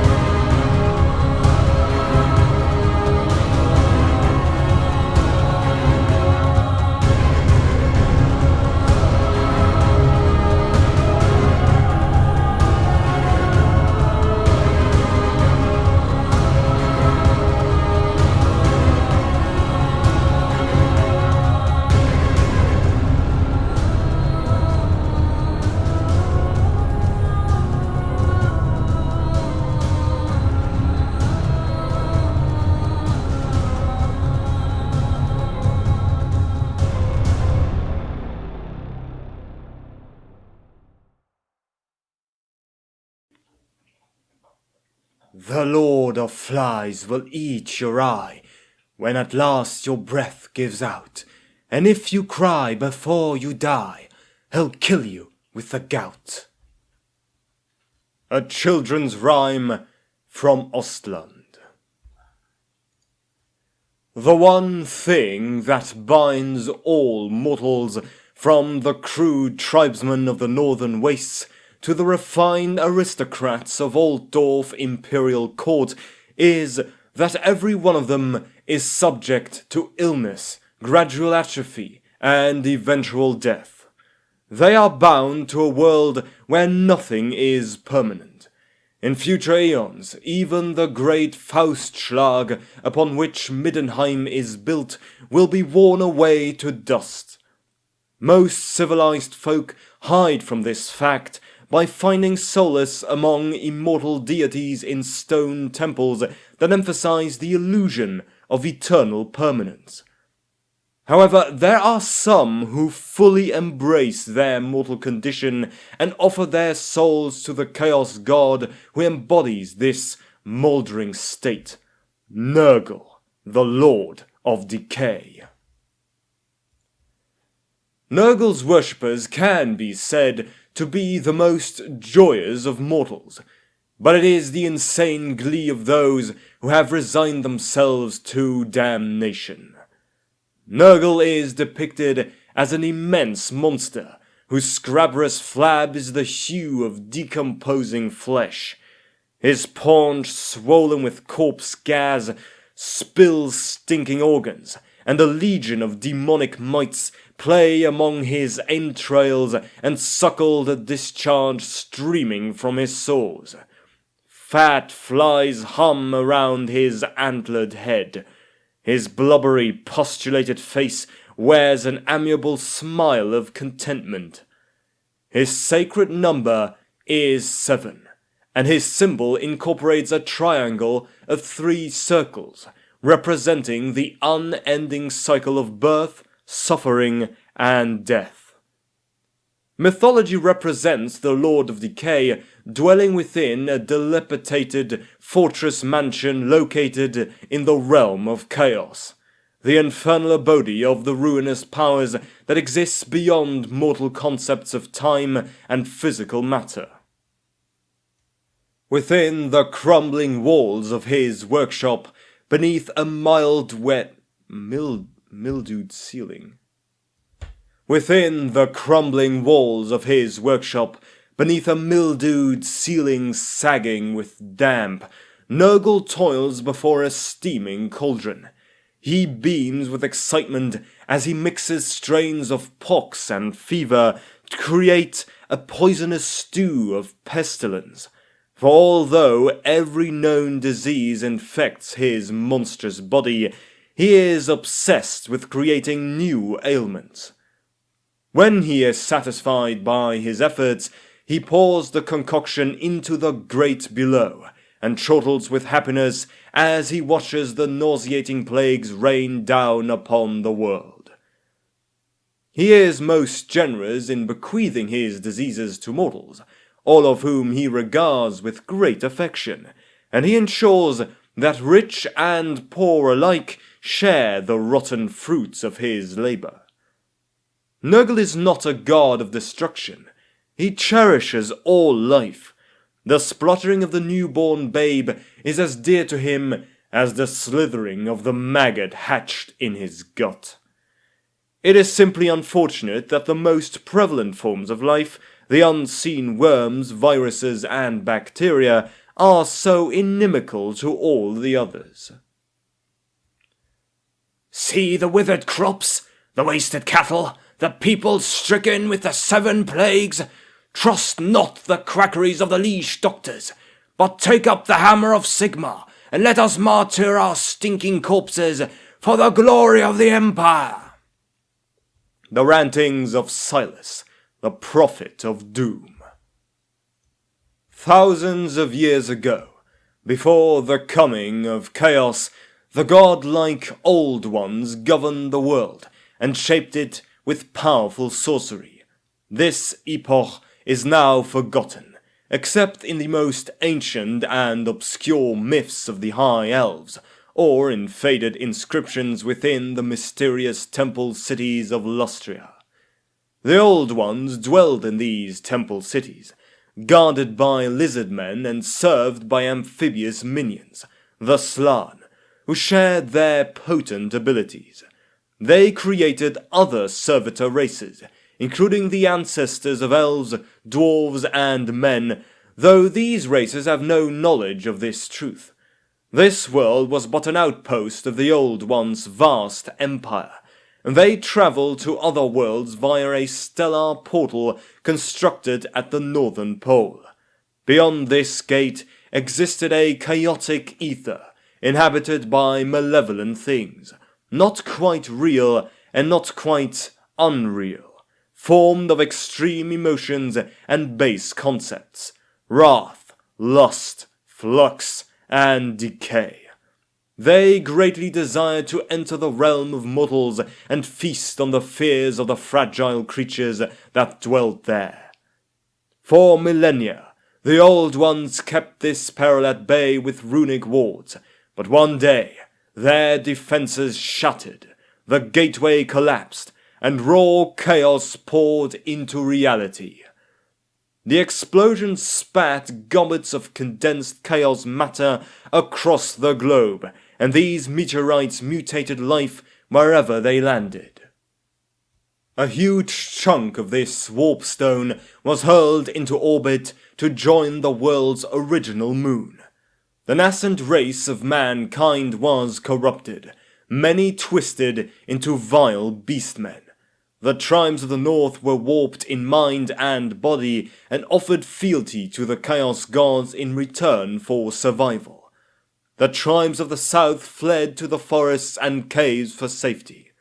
No histories of this time exist among men, for all mankind was a race of savage brutes. The Old Ones vanished forever, leaving the remnants of the Slaan to organize the defense of their devastated cities against the demonic hordes that invaded from the Shattered Gate. Jaotek was first to fall, swamped by the combined might of all four ruinous powers. However, the temple city of Chakwa proved harder to destroy. No demon could penetrate the magical shield raised by the Slaan of that city. Neither KHORNE's strength, SLAANESH's guile, nor even TZEENTCH's magics could break the barrier. In the end, it was NURGLE's concoctions that brought the defenses down. Baal Steep, the Red Agua, and 1,000 other poxes and pestilences infected the lizardmen defenders. They gradually sickened, their scales flaking from their bodies and their limbs wasting away until they were nothing but shivering carcasses of hide and bone.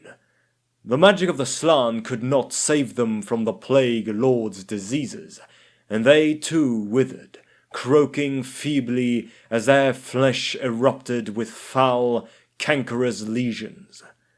The Lord of Decay, as a way of thanking them for humiliating his brothers and allowing him to claim the glory, bestowed upon them NURGLE's rot, the most devastating of all his many handiworks.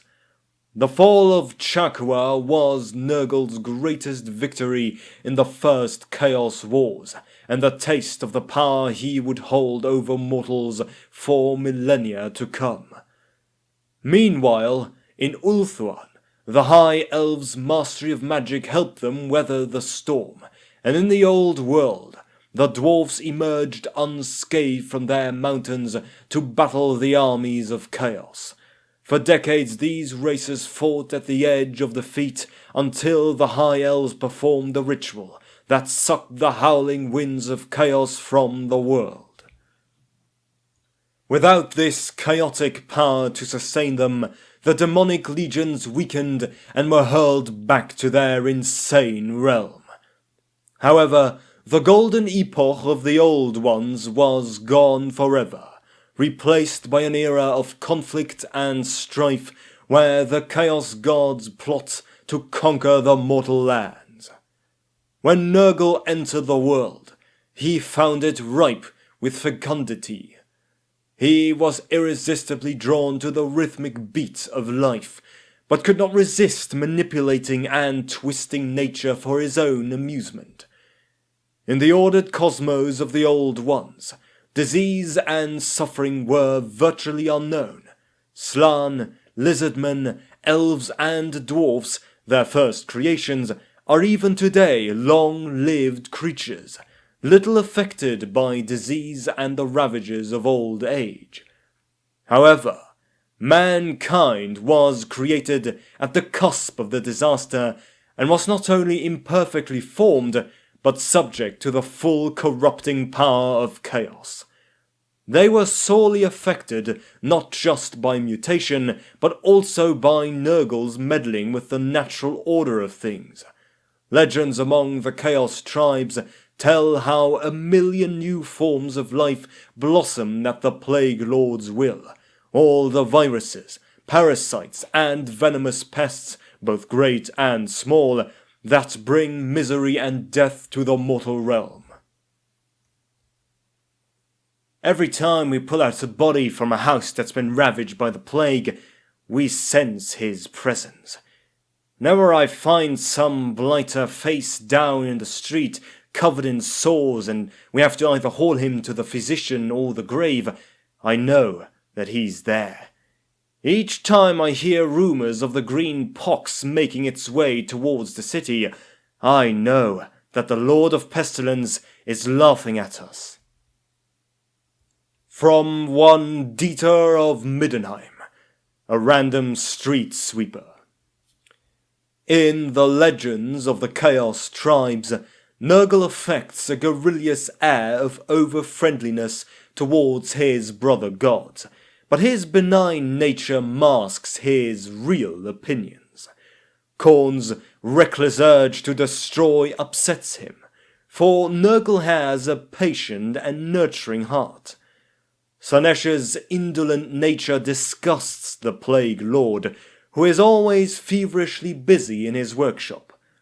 However, he reserves most of his ire towards TZEENTCH, who represents constant, fluid motion and instant change, whereas Nurgle delights in gradual maturity and the musty scent of stagnation. TZEENTCH returns his disdain in full.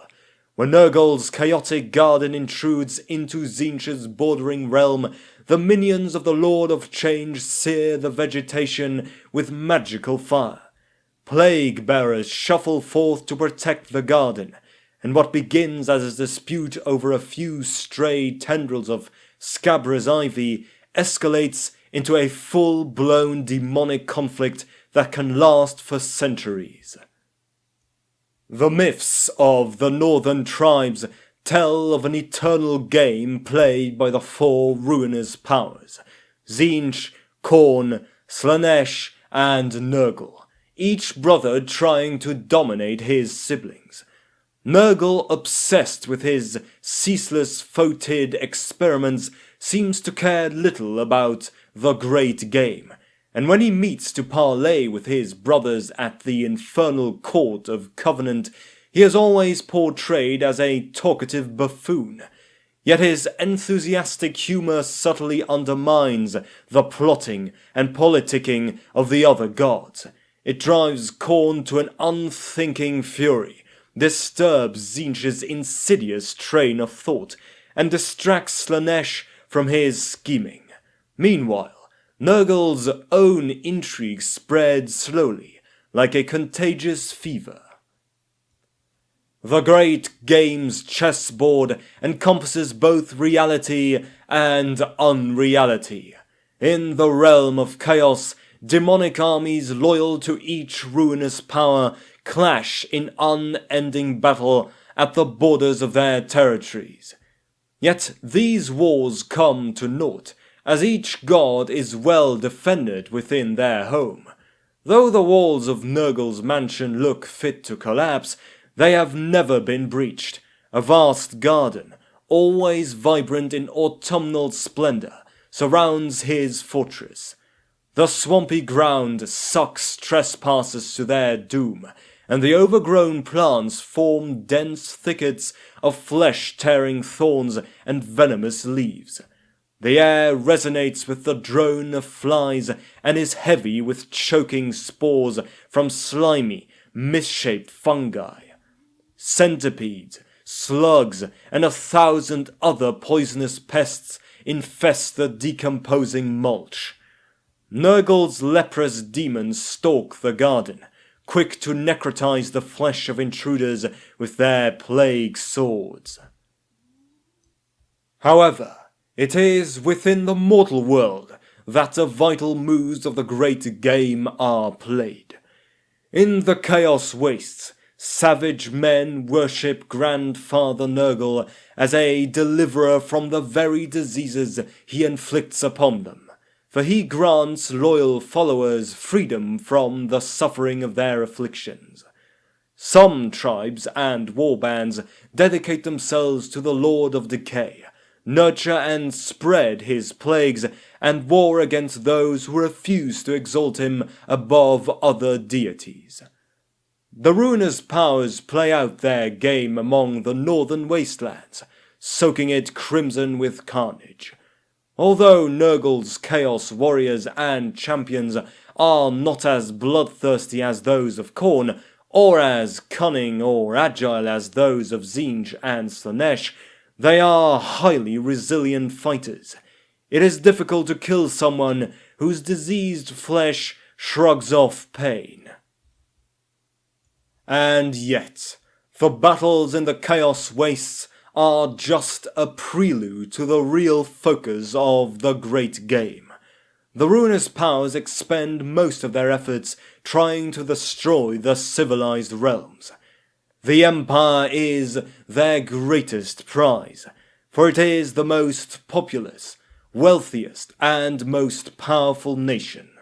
The Dark Gods vie for control over this land, implanting chaos cults to weaken the Empire from within and raiding the borders with their warbands. It is in this arena that Nurgle truly excels. KHORNE's appeal is confined to those maddened by bloodlust. TZEENTCH draws those addicted to magic or who thrives on cunning and lies, and SLAANESH attracts degenerates.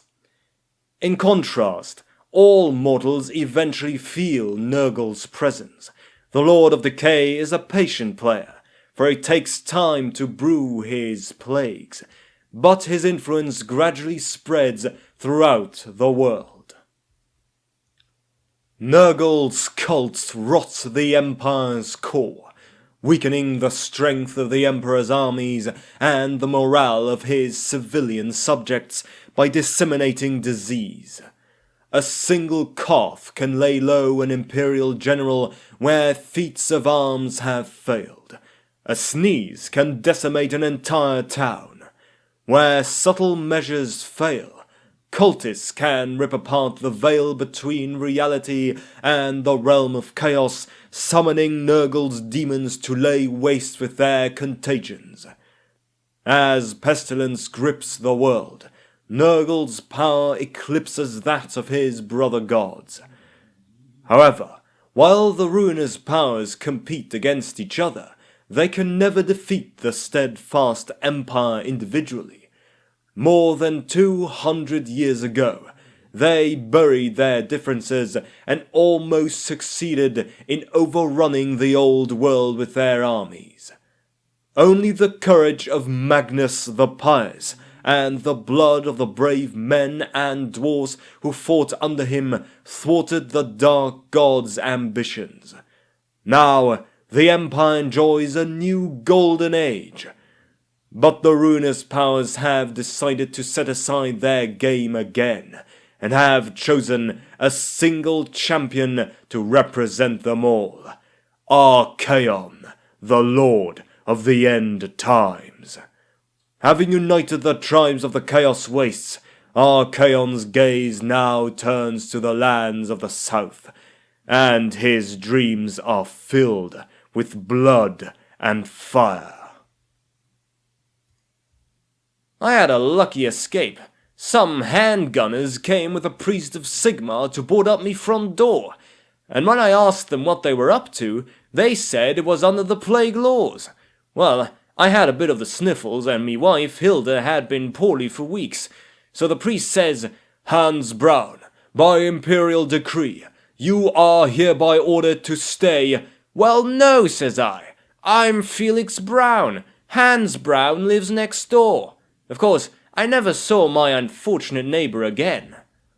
By Hans Brown, a Reichlander peasant.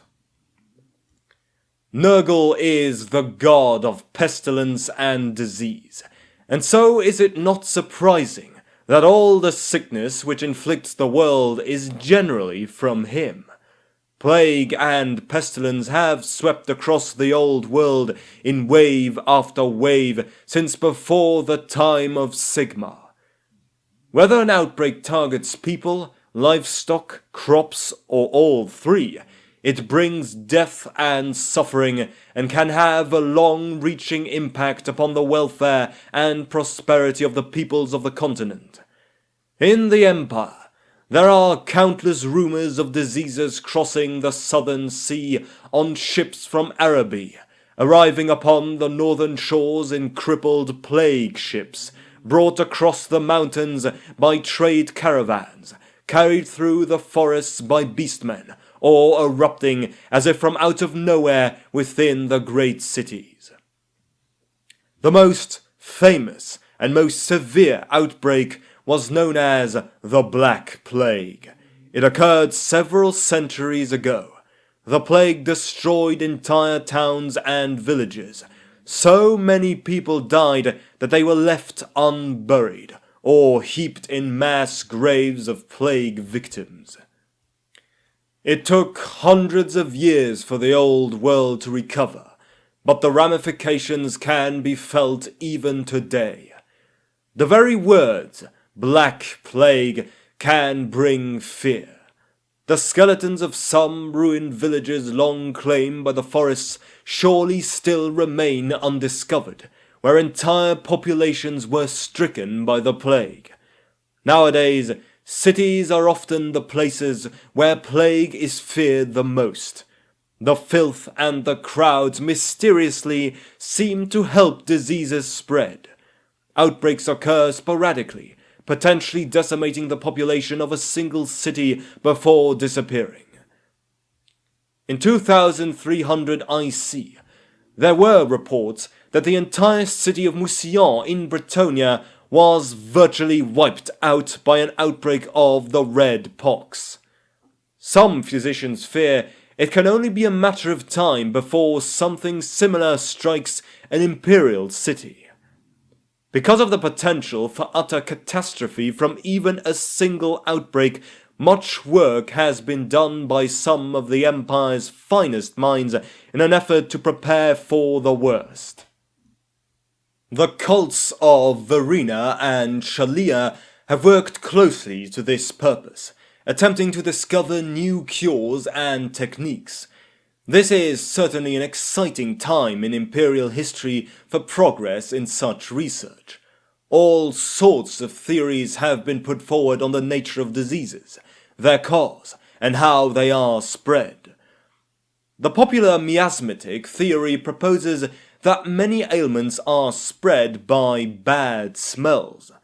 The cult of Shalia tends to personify the source of all disease, naming the dark god Nurgle as the force behind all contagion.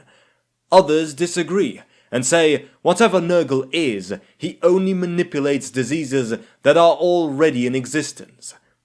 The debate on nature versus Nurgle rages on. Other theories say that disease is simply a weakness of the mind or spirit, and that a positive attitude and a sense of morality will keep one safe. Others claim that diseases are a result of the alignment of the heavenly bodies, and that astrologers should soon be able to predict any outbreak and perhaps even find cures. Some say all diseases are spread by ginger cats. What is generally accepted amongst the educated is that diseases might be passed from person to person by contact. This means that those suspected of being infected, or even of being in recent contact with a diseased person, might be shunned. They could be refused entry into towns, or perhaps beaten up or chased off. In some extreme cases, a diseased person and his family might even be boarded up in their home and left to die, either of the disease or of starvation. Nurgle is viewed as a loving god by his worshippers, and he takes great interest in their activities and plots.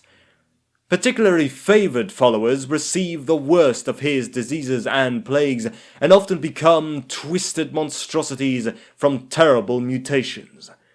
Nurgle spreads disease through subterfuge, whispering to his followers to mingle with the masses whenever possible.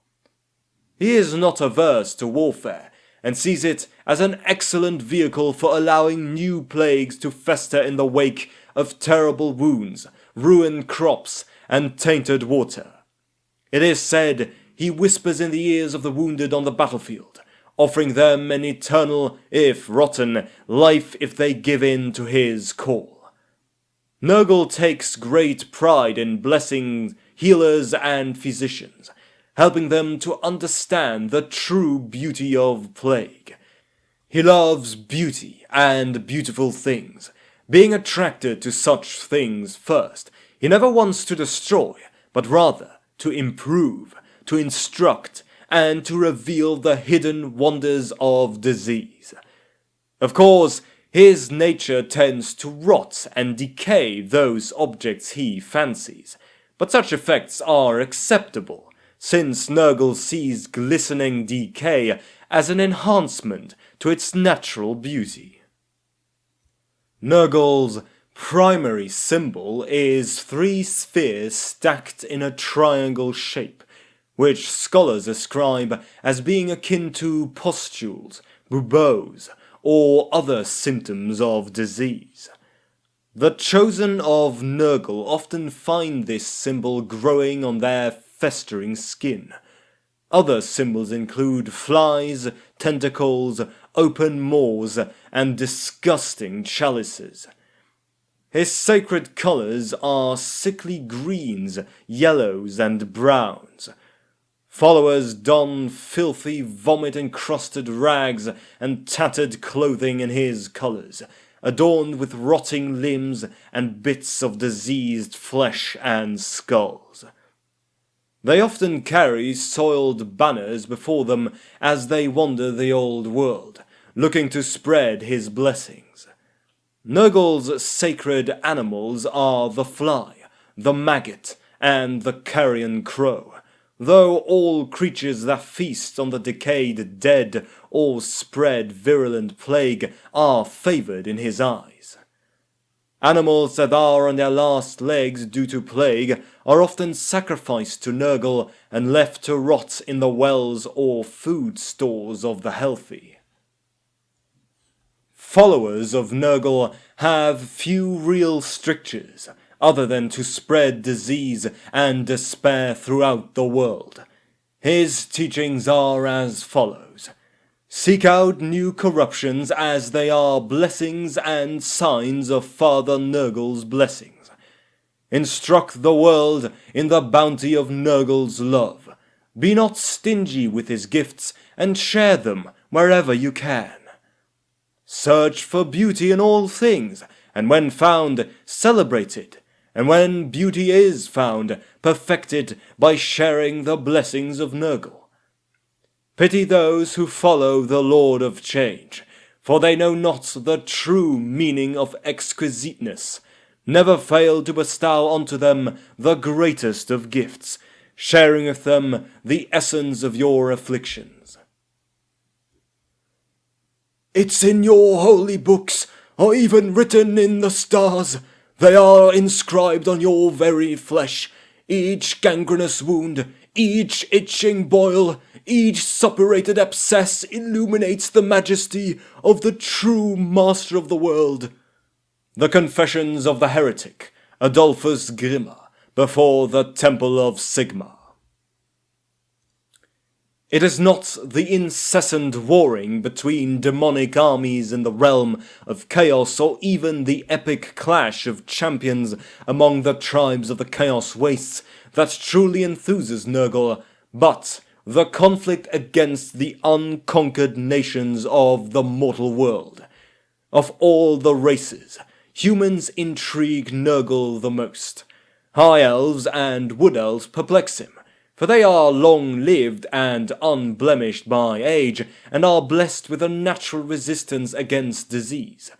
Dwarves infuriate him, for they are as resilient as stone. These races frustrate NURGLE's efforts to contaminate them, and he deems them fit only for eradication. Humans, however, rot so very easily. The pitiful cries of afflicted men, women, and children fill him with love for this frail race. They are indeed worthy hosts for his contagions. He bestows his diseases to ruler and pauper alike, for all are equal in his eyes, and his plagues reduce all people to the same state. They become so desperate in their pain that they would cast away their worldly treasures and betray their loved ones for the slightest reprieve from their suffering. Of all the human nations, one of the most fascinating to NURGLE is the Empire. Its cities teem with life ripe for contamination. It is to NURGLE's eternal regret that the short-sighted souls of that nation have prescribed his worship. He rains down disease upon the folk and watches them struggle to survive like rats on a sinking ship. Their choice is simple: perish in excruciating agony or invoke the name of the Lord of Decay. Unfortunately, most people are blinkered by the lies of their priests, but a few enlightened souls call out his name, and he is quick to answer. If they prove their devotion, he grants them his sacred mark and frees them from the physical tribulations of life in return for their souls. Those who embrace NURGLE embrace their own doom, but lose the fear of their inevitable demise, even though, disfigured by disease and mutation, their own features cause dread among others. To win the mark of NURGLE, they must please their god by infecting others with the diseases they carry. For this reason, they bear their afflictions with stoicism, in the belief that eventually Grandfather NURGLE will deliver them from suffering. Followers of NURGLE often band together, and there are many chaos cults of NURGLE within the Empire, meeting secretly in filthy places to praise their god and plot how to spread his pestilences.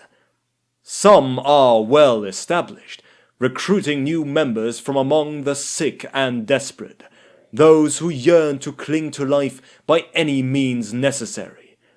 Others flourish only briefly before being eradicated by the diseases they foster, a sign to some cultists that they have failed NURGLE, but to others that they have pleased him, and he has taken their souls to his garden, where they can serve forever as his minions of decay.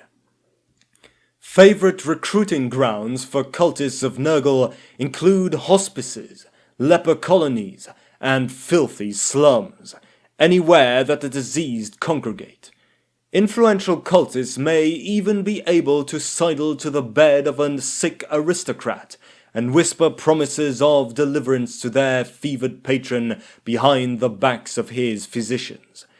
Of course, all cultists must act surreptitiously, for the agents of the Emperor, of Sigma, and the other gods of mankind are always on the alert to eliminate the followers of chaos. Some cults of NURGLE mirror society's social stratification, with the leadership reserved for those of noble birth. Some cults' hierarchies are based instead on the extent of affliction, with the plagued poor lording it over less diseased high-born followers. Some cults only recruit from among the aristocracy, others from only street scum.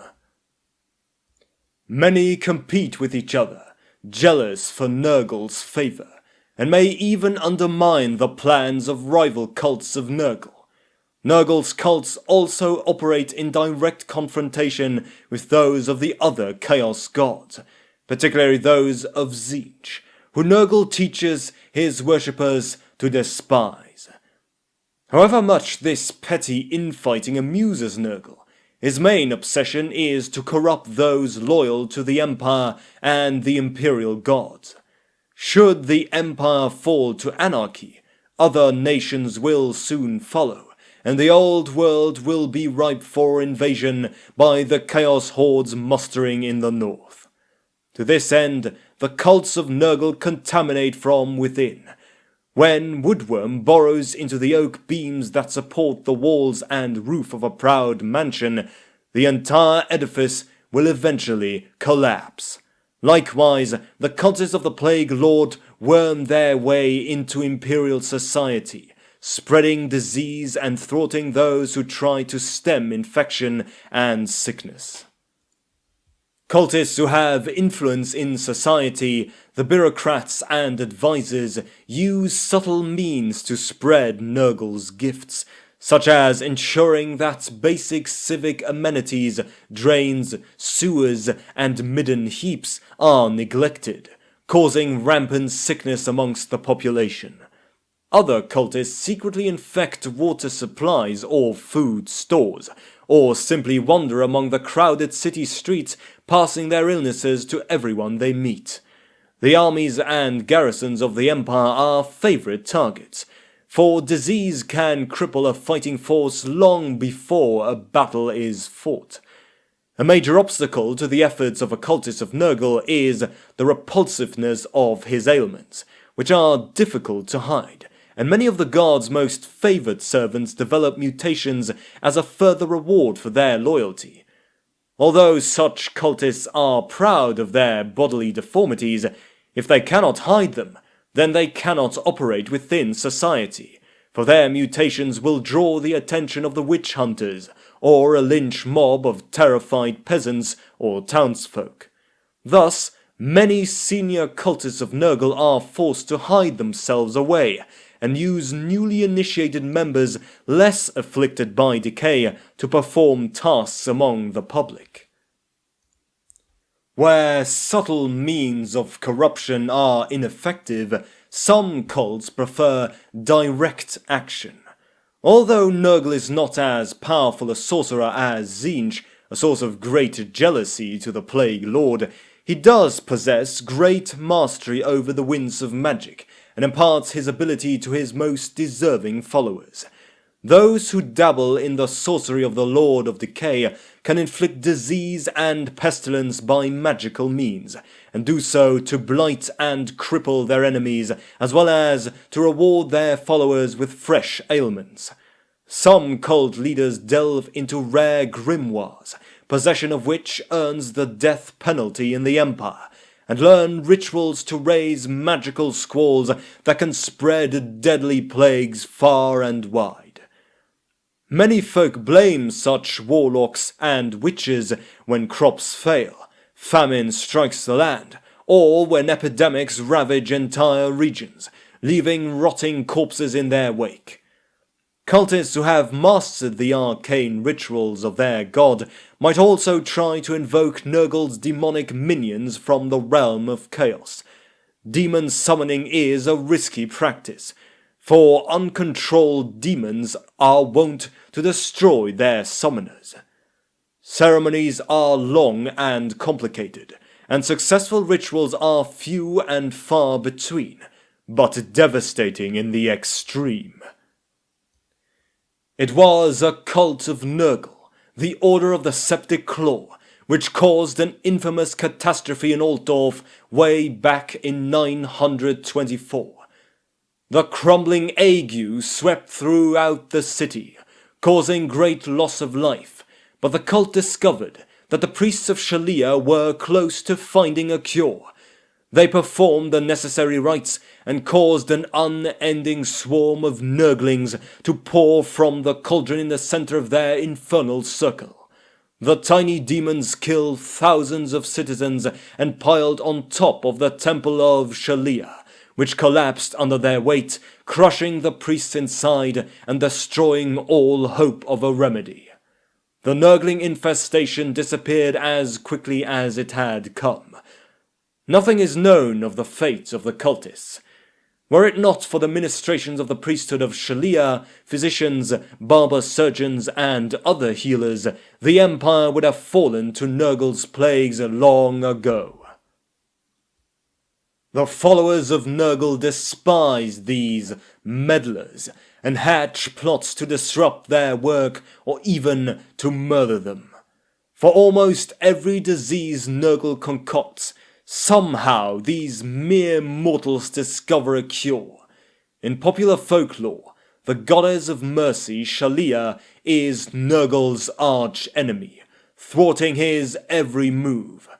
The greatest coup a cult of Nurgle can achieve is to corrupt a doctor of medicine, folk healer, or a priest of Shalia, for through them the Plague Lord would be able to wreak great havoc.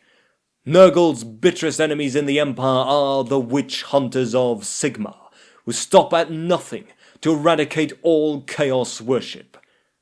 Almost incorruptible, their willingness to destroy the innocent to reach the guilty makes them dangerous foes.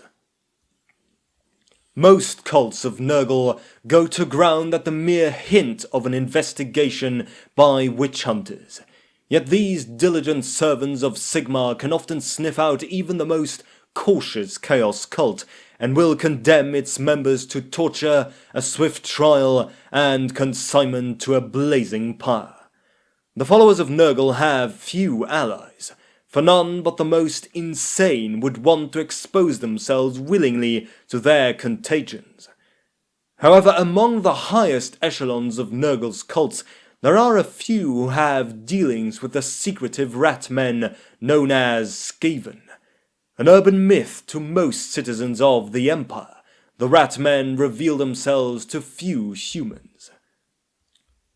The god of the Skaven, the mysterious horned rat, shares Nurgle's ideals and would see the entire old world laid low by pestilence.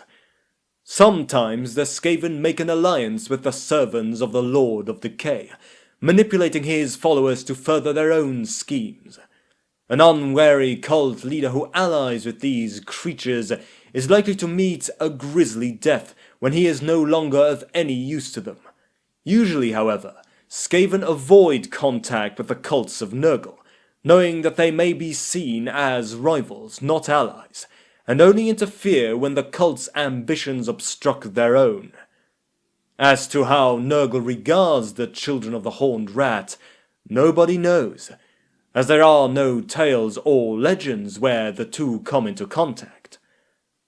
No doubt, the Skaven excite within him a desire to witness the symptoms that his newest concoctions have on their verminous physiology. The end.